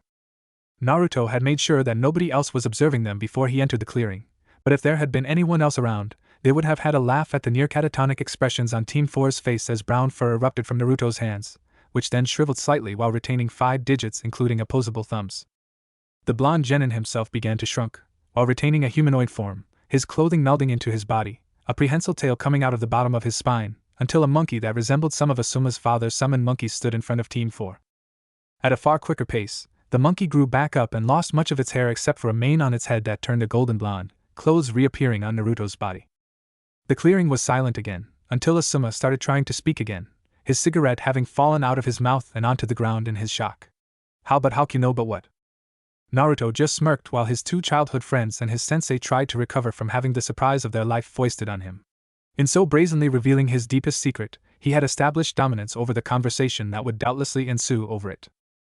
It would be far less awkward when Asuma, Kaori and Ichiro demanded answers about his power. Well, Asuma had finally regained his bearings. Shoot, I certainly didn't expect this when I woke up this morning. So, Naruto Asuma trailed off for a few seconds, deciding what to ask first. He recovered quickly. He may have been extremely shocked by this turn of events, but Sarutobi Asuma was a Jonin sensei, and one didn't get to that level without having been conditioned to be merely fazed by events that would shell-shock normal people for hours. Do you have any idea where this power of yours came from? I only have the one theory, which is that I somehow gained it from the Kyuubi no Kitsune, Naruto admitted. He suspected Asuma had already come to that conclusion, but he was saying it for the benefit of his still thunderstruck teammates, Nobara Kaori and Kienichiro, both who hadn't said a word in the few minutes since Naruto had transformed into a primate. When I was younger though, I believed that I might somehow have Yoko blood that had re-emerged after several generations of dormancy, which I used to explain the whisker marks on my cheeks as well. Strange that he now had a yokai for a father, as it were. The black-haired Jonin took out a cigarette and lit it up. Taking a few puffs to get his nerves under control, he continued. I can see why you wanted us to keep it under wraps. How long have you had this ability for? Since birth? Naruto actually knew precisely when he had gained the power to shape-shift, that fateful day in the orphanage, when his body had grown hair in reaction to the cold water of the shower. It had turned out that had been the same day that the soul fragment that his father had sealed away into his soul's cape had merged with the Kyuubi, and the yokai had given him its ability to shape-shift in the process. But he wouldn't tell Asuma that. Naruto had preempted this whole conversation by revealing his skill, because he had a feeling he would eventually need to use it for missions outside of Konoha, and it would be best to show off now rather than have an awkward conversation later. Another useful benefit was that by coming clean instead of having someone catch him using it, he had established domination over the subject matter. Sarutobi Asuma would glean a few details from Naruto, and would not press him to find out if he had any more secrets. He would know nothing of Naruto's conversation with the Kyuubi no Yoko, or that he knew who his biological father was, or that the Kitsune now considered Naruto his son, and Naruto considered him his father. And so he told a half-truth. I'm guessing it may have been as early as the ceiling, but I'm not positive. The first time that I can remember using it was when I was 5 though. Why you can shape-shift, Kaori stuttered from beside Naruto. Yes, Naruto said, turning to flash her a smile. I can. Why you can shape-shift, Kaori repeated herself. And Naruto, Ichiro started a nervous laugh, his belly noticeably spasming at each subsequent ha, before he regained some semblance of sanity. I think you broke her. Well, it isn't every day you learn your teammate can shape-shift, Asuma nonchalantly replied, extending his senses outwards to see if anybody had by chance eavesdropped on them. He was pleased to see there were none, and wondered if Naruto had done the same before coming to the training grounds. The genin seemed intelligent enough that Asuma expected he probably had. Why yeah, Ichiro bobbed his head in a furious motion, his nervous laughs since having subsided. You can shape-shift, Kaori repeated once more, before finally she seemed to regain her wits. Why did you never tell us about this? Naruto just looked at her. Hello? Negative attention much? Someone would probably regard it as a bloodline and force me into breeding stock and make me start my own clan, and then someone else would probably try to kill me for having such a powerful talent. Alright, the strawberry blonde hiccuped, before adding, I see your point. But sensei, Naruto said, drawing the focus of the conversation back to Asuma, I think this has to change your expectations for the team, right? I don't know what you were planning before, but I'm pretty sure you'll want to change the direction of the team. You have that right, Naruto, Asuma replied, stroking his black beard as he thought the possibilities over. He would have to find out what Naruto could and couldn't do with his shape-shifting, but already the opportunities were amassing in his mind. Chief in his mind was an infiltration and espionage team, but other possibilities were a team focusing on heavy assault, or even an assassination team. He broke out of his self-created reverie, and looked around at Kaori and Ichiro. Needless to say, you two, your teammates' talent should be kept secret. Understood? Getting a couple of quick nods, he continued, good, glad we have that cleared up. He turned around to look back at Naruto. Now you've rather surprised me, Naruto. I do need time to think this over, but I originally had you come here to display your skill sets. Just because you've shown me shape-shift doesn't mean you have shown me everything you can do. I've heard from the grapevine that you have some talent at stealth. Care to show me? Naruto nodded before he seemed to change, for lack of a better word. Where before he dominated Asuma's focus, now Asuma felt his gaze being repulsed, and he could feel Naruto's vast chakra store diminish down to the size of an ordinary genin's. While it wasn't perfect for undercover missions, it was still remarkable, and besides, most ninjas couldn't sense chakra in other people unless they were only a few meters away. No need to demonstrate actual teeth to me, Naruto, Asuma wiped his brow, thankful that there wasn't any sweat on it. He still had his dignity. He looked at Kaori and Ichiro, who both had looked away. Ichiro-kun, Kaori-chan, what you just saw is one of the more subtle techniques ninjas can learn and master. I believe your teammate instinctively learned this technique, as I don't think the academy teaches it, and I think it would be too difficult to learn from a book. The repulsive feeling Naruto gave off subsided and the two turned their heads back. Kaori's face was pale again, and she pointed at Naruto. What was that? Naruto winced slightly, not really wanting to say that he used it to make people ignore him whenever he was out stealing. I'm not sure precisely, but it seems to make people ignore me. You're right about that, Naruto-kun, Asuma said, leaning on Naruto's shoulders. You all learned about killing intent in the academy, correct? Yes, you did? Good. What Naruto did is basically the inverse of killing intent. It's rather difficult to teach, though I can do it for you three. Yes, you too, Naruto. You need to learn how to consciously trigger it instead of instinctively, or else it might fail on you at inopportune moments. But as I was saying, it's basically inverted killing intent. Instead of radiating bloodlust, you draw in on yourself, he enunciated the words with air quotes, to make people glance over you. I have enough talent in it that I knew Naruto was trying to repel me from looking at him, which is why I wasn't affected. That's actually pretty cool, now that I think about it, Ichiro noted out loud. I hope you'll teach that us right away, Asuma-sensei. His brown eyes were completely awake now, the excitement of the last few minutes having gotten him out of his previously bored state. Does it use chakra at all? Asuma shook his head. No. It's a shame that it isn't taught much in the higher levels of the shinobi ranks, either. The only reason I learned it was from my work with the 12 Guardian Ninja. The ninja part of that title is a misnomer. Sorry, that means a word or title that is misleading. Several of the Guardians weren't actually ninja, and one was even a monk. He grabbed a cigarette from his vest before lighting it up again, and took a puff out of it before continuing. And a couple of the ninja were from some of the really minor villages, places you've likely never heard of, such as the village hidden in the woods. A lot of our training came from exchanging skills and techniques. The daimyo likes strong bodyguards, and so much the better if we learn from each other. I learned several things from the others, some of which I bet nobody else in Konoha knows. I think I told you yesterday already, but in that manner you're lucky to have me as a sensei. Asuma took another puff, before coughing for a few seconds. But enough of that. Do you have any other talents you would regard as unique, or at the least unusual to show us, Naruto? Naruto had to think about that for a couple of seconds. I ranked with Inuzuka Kiba in the academy when they tested us for our senses of sight, smell and hearing, but I think that's probably Kyubi. I have large chakra reserves and lots of energy all the time, but I think that's Kyubi again. Other than that, nothing else. I had difficult using Bunshin in the academy, for the Kama's sake. Yes, your file did note that, the bearded man drawled. I guess that's it for you, though you certainly surprised me. Kaori, what about you? The strawberry blonde blushed, startling both Ichiro and Naruto, who knew how rare a sight it was. Well, she dawdled for a few seconds. Naruto was simply flabbergasted. In the length of time he had known Kaori, she had never been bashful. Shy she wasn't. Aya! She cried out, before looking up again. Alright, I passed the academy test with fairly good marks. I can do all that stuff. But my kunoichi instructor once told me that kunoichi have less chakra than shinobi, so we had to rely on superior chakra control. That got me looking into chakra control techniques, and I can do a bunch of the common ones, like the leaf one, and some of the more esoteric ones, like balancing Senban on your fingertips. But she trailed off for a few seconds before she built up her confidence, and the words came rushing out. I looked into elemental chakra and I'm a water element. I tried some of the basic exercises where you aren't at risk of being able to hurt yourself, and Kaori took a deep breath, and apparently I have a strong enough affinity that I can condense moisture out of the air with little chakra usage. Oh? Asuma was interested as he took his cigarette out, holding it between index and middle finger as he looked at Kaori. You have ambition, at least, to have tried that. Most jonin, for whom some practicing with the elements is mandatory, don't really bother to go beyond the basics. If you'd like, I can show you some of the exercises I know, though I can't really do them, as my affinity isn't for water. But he took one last puff out of his cigarette before extinguishing it, butting the butt back into a pocket in his flak jacket. The Nidain was able to create water out of thin air with the use of chakra. I don't want to shoot your hopes up, but perhaps that's something to set as a goal. Kaori blushed again, glad to have been compared to a past Hokage. I'll do my best, sensei. Ichiro preempted Asuma as he saw the bearded jonin look at him. Crouching down, he ripped a small clump of grass sprigs up, before he brought the index finger of the opposite hand up to the grass. With no external fuel source, the grass suddenly was on fire, which was quickly smothered out as Ichiro grasped his free hand over the burning grass, cutting off its oxygen.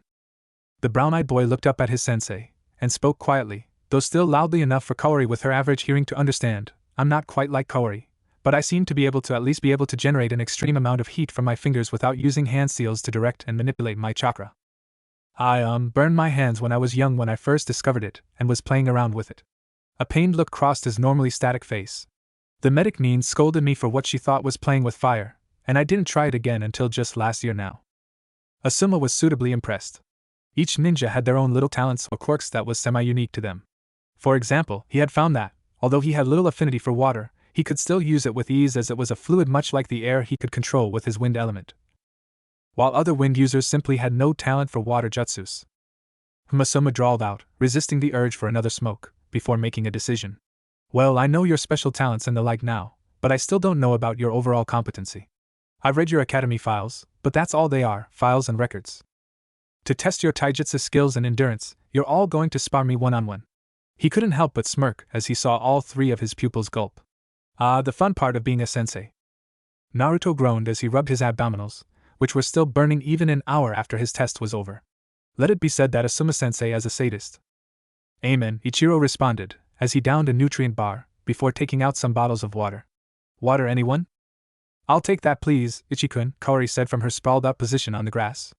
The newly christened Noboru had been the worst off of the lot, as she had worn heavier clothing than the two males. As soon as her fight with Asuma was over, she had stripped most of her heavier clothing and was down to a bra on her torso. Wiggling her toes in the cool glade the three found themselves in, she grabbed the bottle out of midair before it would have hit her chest. Taking a moment of effort to reorient herself, she sat her upper body up, before opening the bottle up. After a quick chug, she coughed for a few seconds. You alright, Kaori-chan? Naruto asked. I'm fine, just drank that one too fast, the strawberry blonde replied after coughing for a few more seconds, before drinking some more water at a more relaxed pace. Well, at least you all have a fairly solid foundation to work from, Asuma said. The bearded jonin was still standing, with only a light sheen of sweat on his forehead from the exertion of 3 back-to-back fights, courtesy of superior body conditioning. But enough of that, I've decided your schedule. Mornings will be a D-rank mission. Afternoons will be training, with purely physical training every other day. On the other day, I'll start teaching you some basic meditation exercises along with some other stuff. You'll find meditation useful. Konoha afternoons can get fairly hot, particularly once you begin to exercise, so some of what it'll do for you are to be able to slow down your rate of sweating, and to reduce the sense of being hot so it doesn't bother you as much. Training your body can have other practical applications, like slowing your heartbeat and breathing pace, always useful against people who have superhuman senses. The three genin looked at him warily when he mentioned the physical training, but Asuma shrugged. But enough of that, that's enough for today.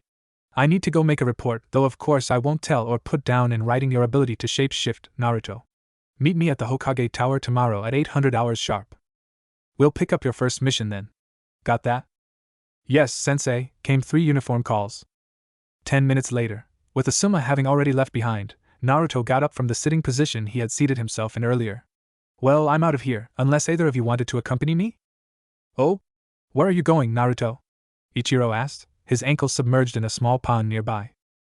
Well, I figured that since we're doing missions starting tomorrow, I should tie up the odds and ends with people who I've done some odd work for over the years, Naruto explained. There's one flower shop, Kaori, it's owned by Ino-san's parents, and they maintain their inventory with a large garden. The mother hired me in the past a few times to help with maintaining the garden, and I have a standing invitation to work there most of the year. A peaceful look crossed his face. I figured I'd help them for one last day before we start our career as genin. If you'd like, you can come and help. Ichiro wrinkled his narrow nose. No thanks, Naruto. I've got some bad allergies to some flowers. I don't really want to risk it. Besides, I told Keisuke I'd meet him over the next few days, so I guess now is as good a time as ever. I'll go. Kaori piped up, having made a dramatic recovery in the last 10 minutes from her previously fatigued state. That's alright, Ichiro, Naruto told his brown-haired friend, before turning to the kunoichi. You're sure, Kaori-chan? It'll be tough work. Determination was evident in her eyes as she put back on her shirt and jacket and picked herself up. I can handle it, Naruto-kun. Okay, Naruto shrugged, as he started walking, keeping his pace deliberately slow so Kaori could catch up. Turning his shirt around, he threw out a goodbye, Ichiro, at his lean-faced friend. Bye, Naruto, Ichiro responded, before walking in the opposite direction. Letting out a brief huff as soon as she caught up with Naruto, Kaori was quick to question him. So what exactly do you do at the Yamanaka's garden? Pull out the weeds? Water the flowers? She was curious, to say the least. A little bit of everything, Nero explained, as the pair began to leave what was training ground 12 proper, and trees gave way to the outskirts of urban development. Weeding, pruning, watering, crossbreeding, setting up plots for new flowers to be grown, and even picking some to be displayed in the shop.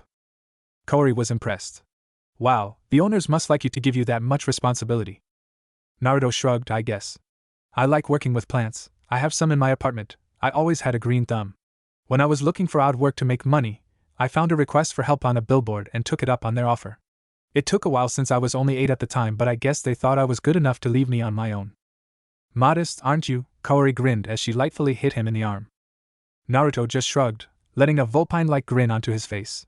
Yeah, well, he trailed off as he noticed they were just now getting into the housing-dense residential area of Konoha. The Yamanaka flower shop is in the commercial area, so it's slightly northeast of here. Inside the Hokage Tower, over 24 jonin were milling about in a large audience room the Hokage sometimes used for meetings. These jonins had finished testing their teams and had come to make their reports, as well as whether they had failed or passed their teams. So, most everyone here is now, I see, the Sandaime Hokage, Hiruzen Sarutobi mused. 3 of you are missing, with Kakashi being the obvious, but does anyone know offhand who the other 2 might be not here yet? His secretary spoke up from beside him. Shiranu Genma and Fuchi Aoi, sir. Ah, no point in waiting for them, then, Sarutobi responded. They probably got caught up in something or their test is taking longer than usual. We get a couple of stragglers every year. Clearing his throat, the Jonin senseis, who have previously been conversing with each other, turned their attention to the man they had sworn allegiance to as the leader of the village they were a part of. So another semester has passed, I see. I hope most of you found your teams to your liking. We still are recovering from the attack, even now. A slight wince at his memory of the incident from 12 years ago, but the Hokage continued on regardless. Now, some of you know the drill already, but most of you don't. In your numerical team order from teams 1 through 29, give me a brief report on your team, including the test you gave them if any, and your own personal thoughts on your genin. Time quickly passed as the first 3 jonin gave their reports, and the first team that Sarutobi was truly interested in came up. Asuma-kun, how was your team? Well, my team is made up of 3 orphans, Asuma slowly started. Given where he was at, it would have been disrespectful to smoke, so he had been staving off the urge for the last couple of hours. Apparently, all 3 of them came from the same orphanage, and appeared to be close during the few hours I interviewed them yesterday, so I decided to pass them automatically. There were a couple of grumbles from a couple of purists, but the former guardian continued on. One of them is Uzumaki Naruto, the QB vessel. Given that not a single person present was under the age of 20, all of them already knew of the QB's true status. He's a rather interesting one, calm most of the time, but when he gets going he's very energetic. He has that kind of rare passion you'd wish everyone could have. Training him should be real fun. Interesting, the elderly Sarutobi stroked his gray beard. But what of your other 2 students? Asuma said. Kienichiro, he seems to be fairly laid back. I like him already, he just has this way of putting others at ease in his presence. He wasn't in the same class as the other 2, but it looks like he'll be able to work well with them. As for my 3rd genin, Noboru Kaori is fairly decent. She's one of those kunoichi who actually paid attention in the academy, and is pretty much a blank slate as far as how her specialization might go. She seems a bit shy and bashful at times, but hopefully I can get her confidence built up in the next few months. Now, I initially decided to set them up as a general support team, Asuma admitted, but now, I'm leaning more to being a stealth-heavy team. Kaori and Ichiro would both need heavy work in that field, but Naruto already has a skill in that field. He seems to be able to instinctively use inverse Ki. There were several murmurs this time, louder than before. The older of the 2 family members looked at his son, curious. Oh?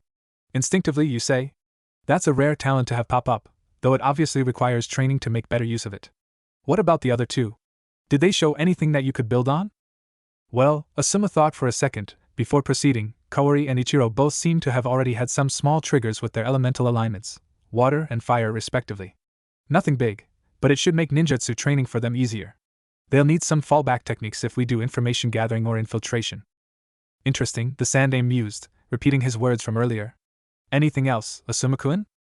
No, nothing Hokage-sama, Asuma responded. His father looked at him for a few brief seconds that felt more like hours, before continuing on to Team 5, and Asuma stopped himself from letting out a deep breath of relief that would have been suspicious. He had just bluffed his father straight to his face. He had promised Naruto that he wouldn't reveal his shape-shifting abilities, and it wouldn't have been a good thing if his old man had sensed his deception. Kaori looked at the flower shop, its purpose evident by the array of bouquets in the windows. Following behind Naruto, she looked at one bouquet in particular, deciphering the arrangement of the flowers using her training from the kunoichi-specific classes. Glad to see her skill in that field wasn't rusting, she went inside the flower shop as Naruto held the door open for her. Taking a whiff of the air inside, she found herself on a very short high as the intermingled smells of the hundreds of flowers and dozens of varieties was rather pleasant. Her high subsided, she followed behind Naruto again as he walked to the front counter, taking some chance glances at the merchandise exhibited in the green store. Coming up to the counter, she noticed there were two people there. One was the obvious salesperson, a woman just showing signs of mid-age years, with auburn hair, wearing some fairly professional clothing. It was rather obvious that she didn't work in the garden at the same time as manning the shop. In front of the counter was a taller man with an unusual get-up consisting of black pants and a red shirt with a black midriff shirt over top. Given the man's own auburn hair, she guessed the two were siblings or otherwise closely related, even if the stoic expression on the man's face differed far from the saleswoman. The lady, noticing two people moving in behind the man, started speaking. "Sorry, Fu, I will talk to you later. It looks like I have customers now." The man gave a short nod before turning around, only for the lady to start talking again. "Oh, Naruto-kun, is that you? What are you here for today? And who's your girlfriend?"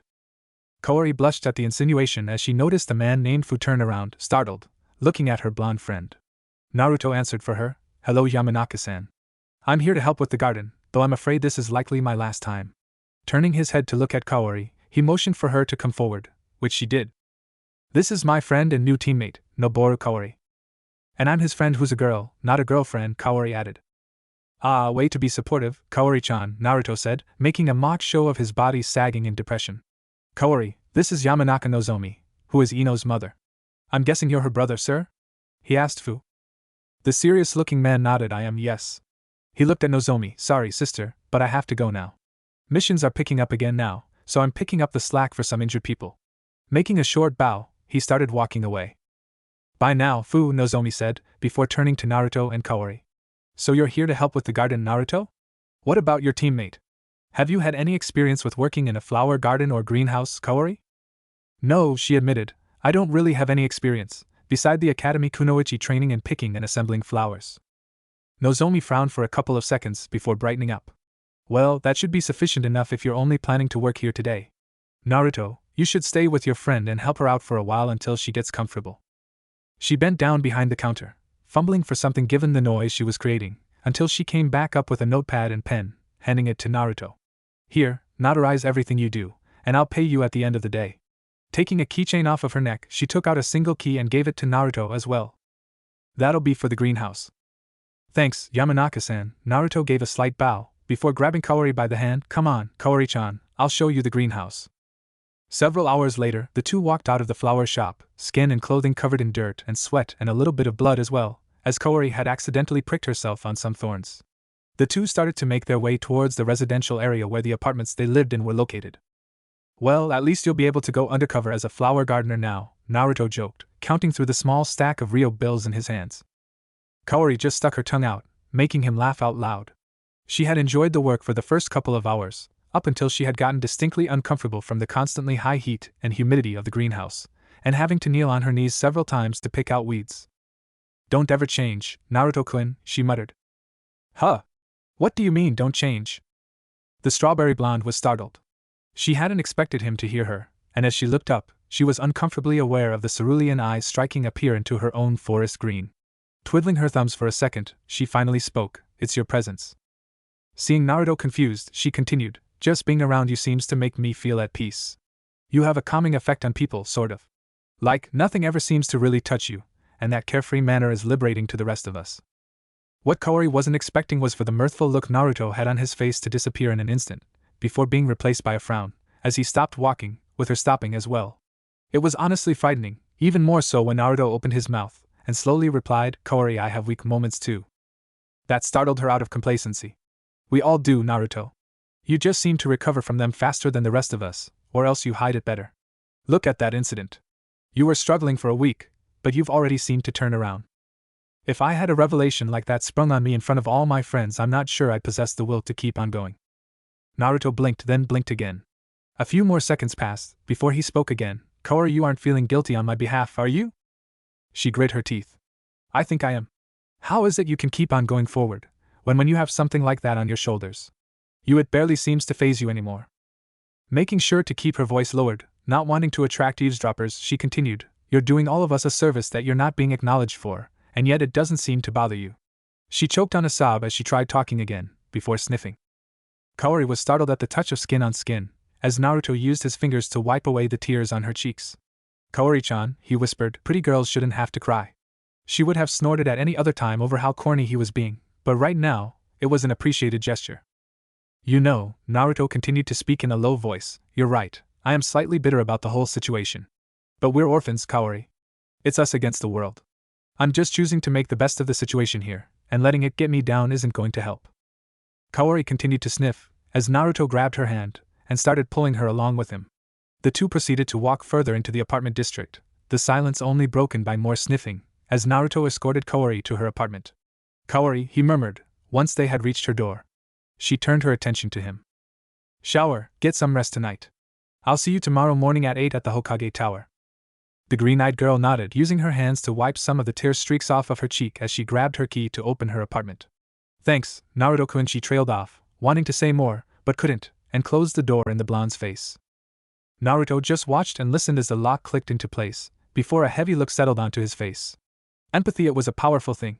He could see how the Kyuubi had been changed by his merger with the Yandame's soul, even just a fragment, if he had learned how to be empathetic to others. Speaking of which, he would be paying a certain demon fox a visit tonight, in his sleep. Blue eyes stared into blue, one set shining an ethereal light, the other only visible in the orange glow of the room. "Nay, Oto-san," Naruto asked the great fox demon, whose tail he was currently sitting on, what do you think of them?" The Uzumaki child was referring to his team, Team 4. In a process he still didn't understand, the Kyuubi was able to review his memories from a third-person perspective, much akin to an unknown observer. He didn't see through Naruto's eyes, something the boy was glad for as he found the idea slightly disturbing, and he didn't purview Naruto's memories from a first-person view. The blonde had taken advantage of that fact by not letting his new father see his memory of his most recent conversation with Noboru Kaori. The boy and the girl Kyuubi blanked out for a few seconds, the only sensation at the forefront of his mind being the idle stroking of his tail by Naruto, everything else having become white sensation over the years. Thinking was something still rather new to him, and using logic and rationality sometimes overpowered the bijou. It was certainly a far cry from the centuries of mindless rage and bloodlust that were fading memories. "They can both be trusted, though you will need to ease them in before revealing your relationship with me, if you choose to ever. But they will support you. You would go far with them." Naruto wrinkled his nose at that, before a solemn look appeared on his face. "I know. People were complex. Ichiro and Kaori had been accepting of him containing the Kyuubi, but to find out that he now called that same nine-tailed beast a father, he had no idea how they would react. That was one secret he doubted he would ever give up, even if the kitsune was encouraging him to tell a select few eventually. "Your teacher," however, the gigantic fox growled slightly, his hackles rising, "while he appears to be trustworthy, remember that he is still a jonin of your village. One does not get to that position without showing some loyalty to one's leader, and given he is the son of your Hokage, more so. You were right to trust him with your ability to shape-shift, however. It may save you in the future, and better to let those here know now than to have it sprung upon them unexpectedly on a mission." Naruto nodded in response, having already realized as much, but reassured to have heard it in the form of the fox's wisdom. Following that, the two were at an impasse for a few minutes, silent as each were off in their own thoughts, until Kyuubi broke the silence. "Naruto, what do you plan to do?" The blonde looked up. "What do you mean, Oto-san?" The fox eyed his adoptive son, before speaking again, his deep voice reverberating through the room. "I have some inkling of what your plans were for years before your treacherous sensei revealed my presence." The tail that was holding Naruto up in the air came closer to the Kyuubi's body, until his head and Naruto were only a few meters away. "You wish to obtain the unique skills that the Ninja Academy could teach you, get some more training as an official shinobi so that you could train yourself, before striking out on your own and slowly gain political and financial power in a country without a hidden village, using your shape-shifting powers to cheat part of the process, correct?" Naruto nodded numbly, surprised that the old fox somehow knew all that. He took a sigh, before speaking up. "My plans haven't changed, Oto-san. How I'll go about doing them will be trickier though. I have you inside me. I doubt this village would let me go like they might let a nameless genin go." "A little bit," Naruto slowly admitted. "I suppose there's the whole concept of honoring one's ancestors as we were taught to, but I never knew my heritage until now." He shrugged. "Nothing attaches me to my parents except for my mother's name and my inheritance, and you." Kyuubi had told Naruto his own personal history the night before, of how he had been sealed away in two Uzumaki females before him, including his own mother, Uzumaki Kushina. However, the fox had been amazingly tight-lipped about what had happened 12 years ago that caused him to escape his last vessel and attack Konohagakure. Naruto had decided not to press him for details. "I see," the orange-furred entity murmured, his long rabbit-like ears twitching. "Know that I will support you, Uzumaki Naruto, every step of the way through whatever journey you take. He slumped from his standing position on his front legs, sitting down, keeping care not to knock Naruto off balance from his tail. I see you as my own now, and I will nurture you as proper. Be careful in your dealings, and if you ever find yourself in dire need of support, I am always here. Thanks Tusan, Naruto said, giving the tail he was on a hug. It was a rather poor proxy for a real hug, but given the size of the chakra entity that was the Kyuubi no Yoko, it was the best he could. It was still reassuring. And so was the hug the fox gave him back, in the form of its tail completely curling around Naruto's chest and giving a light squeeze, as the blonde sank back into his body's state of deep sleep. What if Naruto can shape-shift in tailed beast? Thanks for watching my video till the end. If you enjoyed this content, then do consider subscribing to my channel, and leave a like if you guys need the next part. Comment down, and thanks for watching the video, and see you guys in the next video.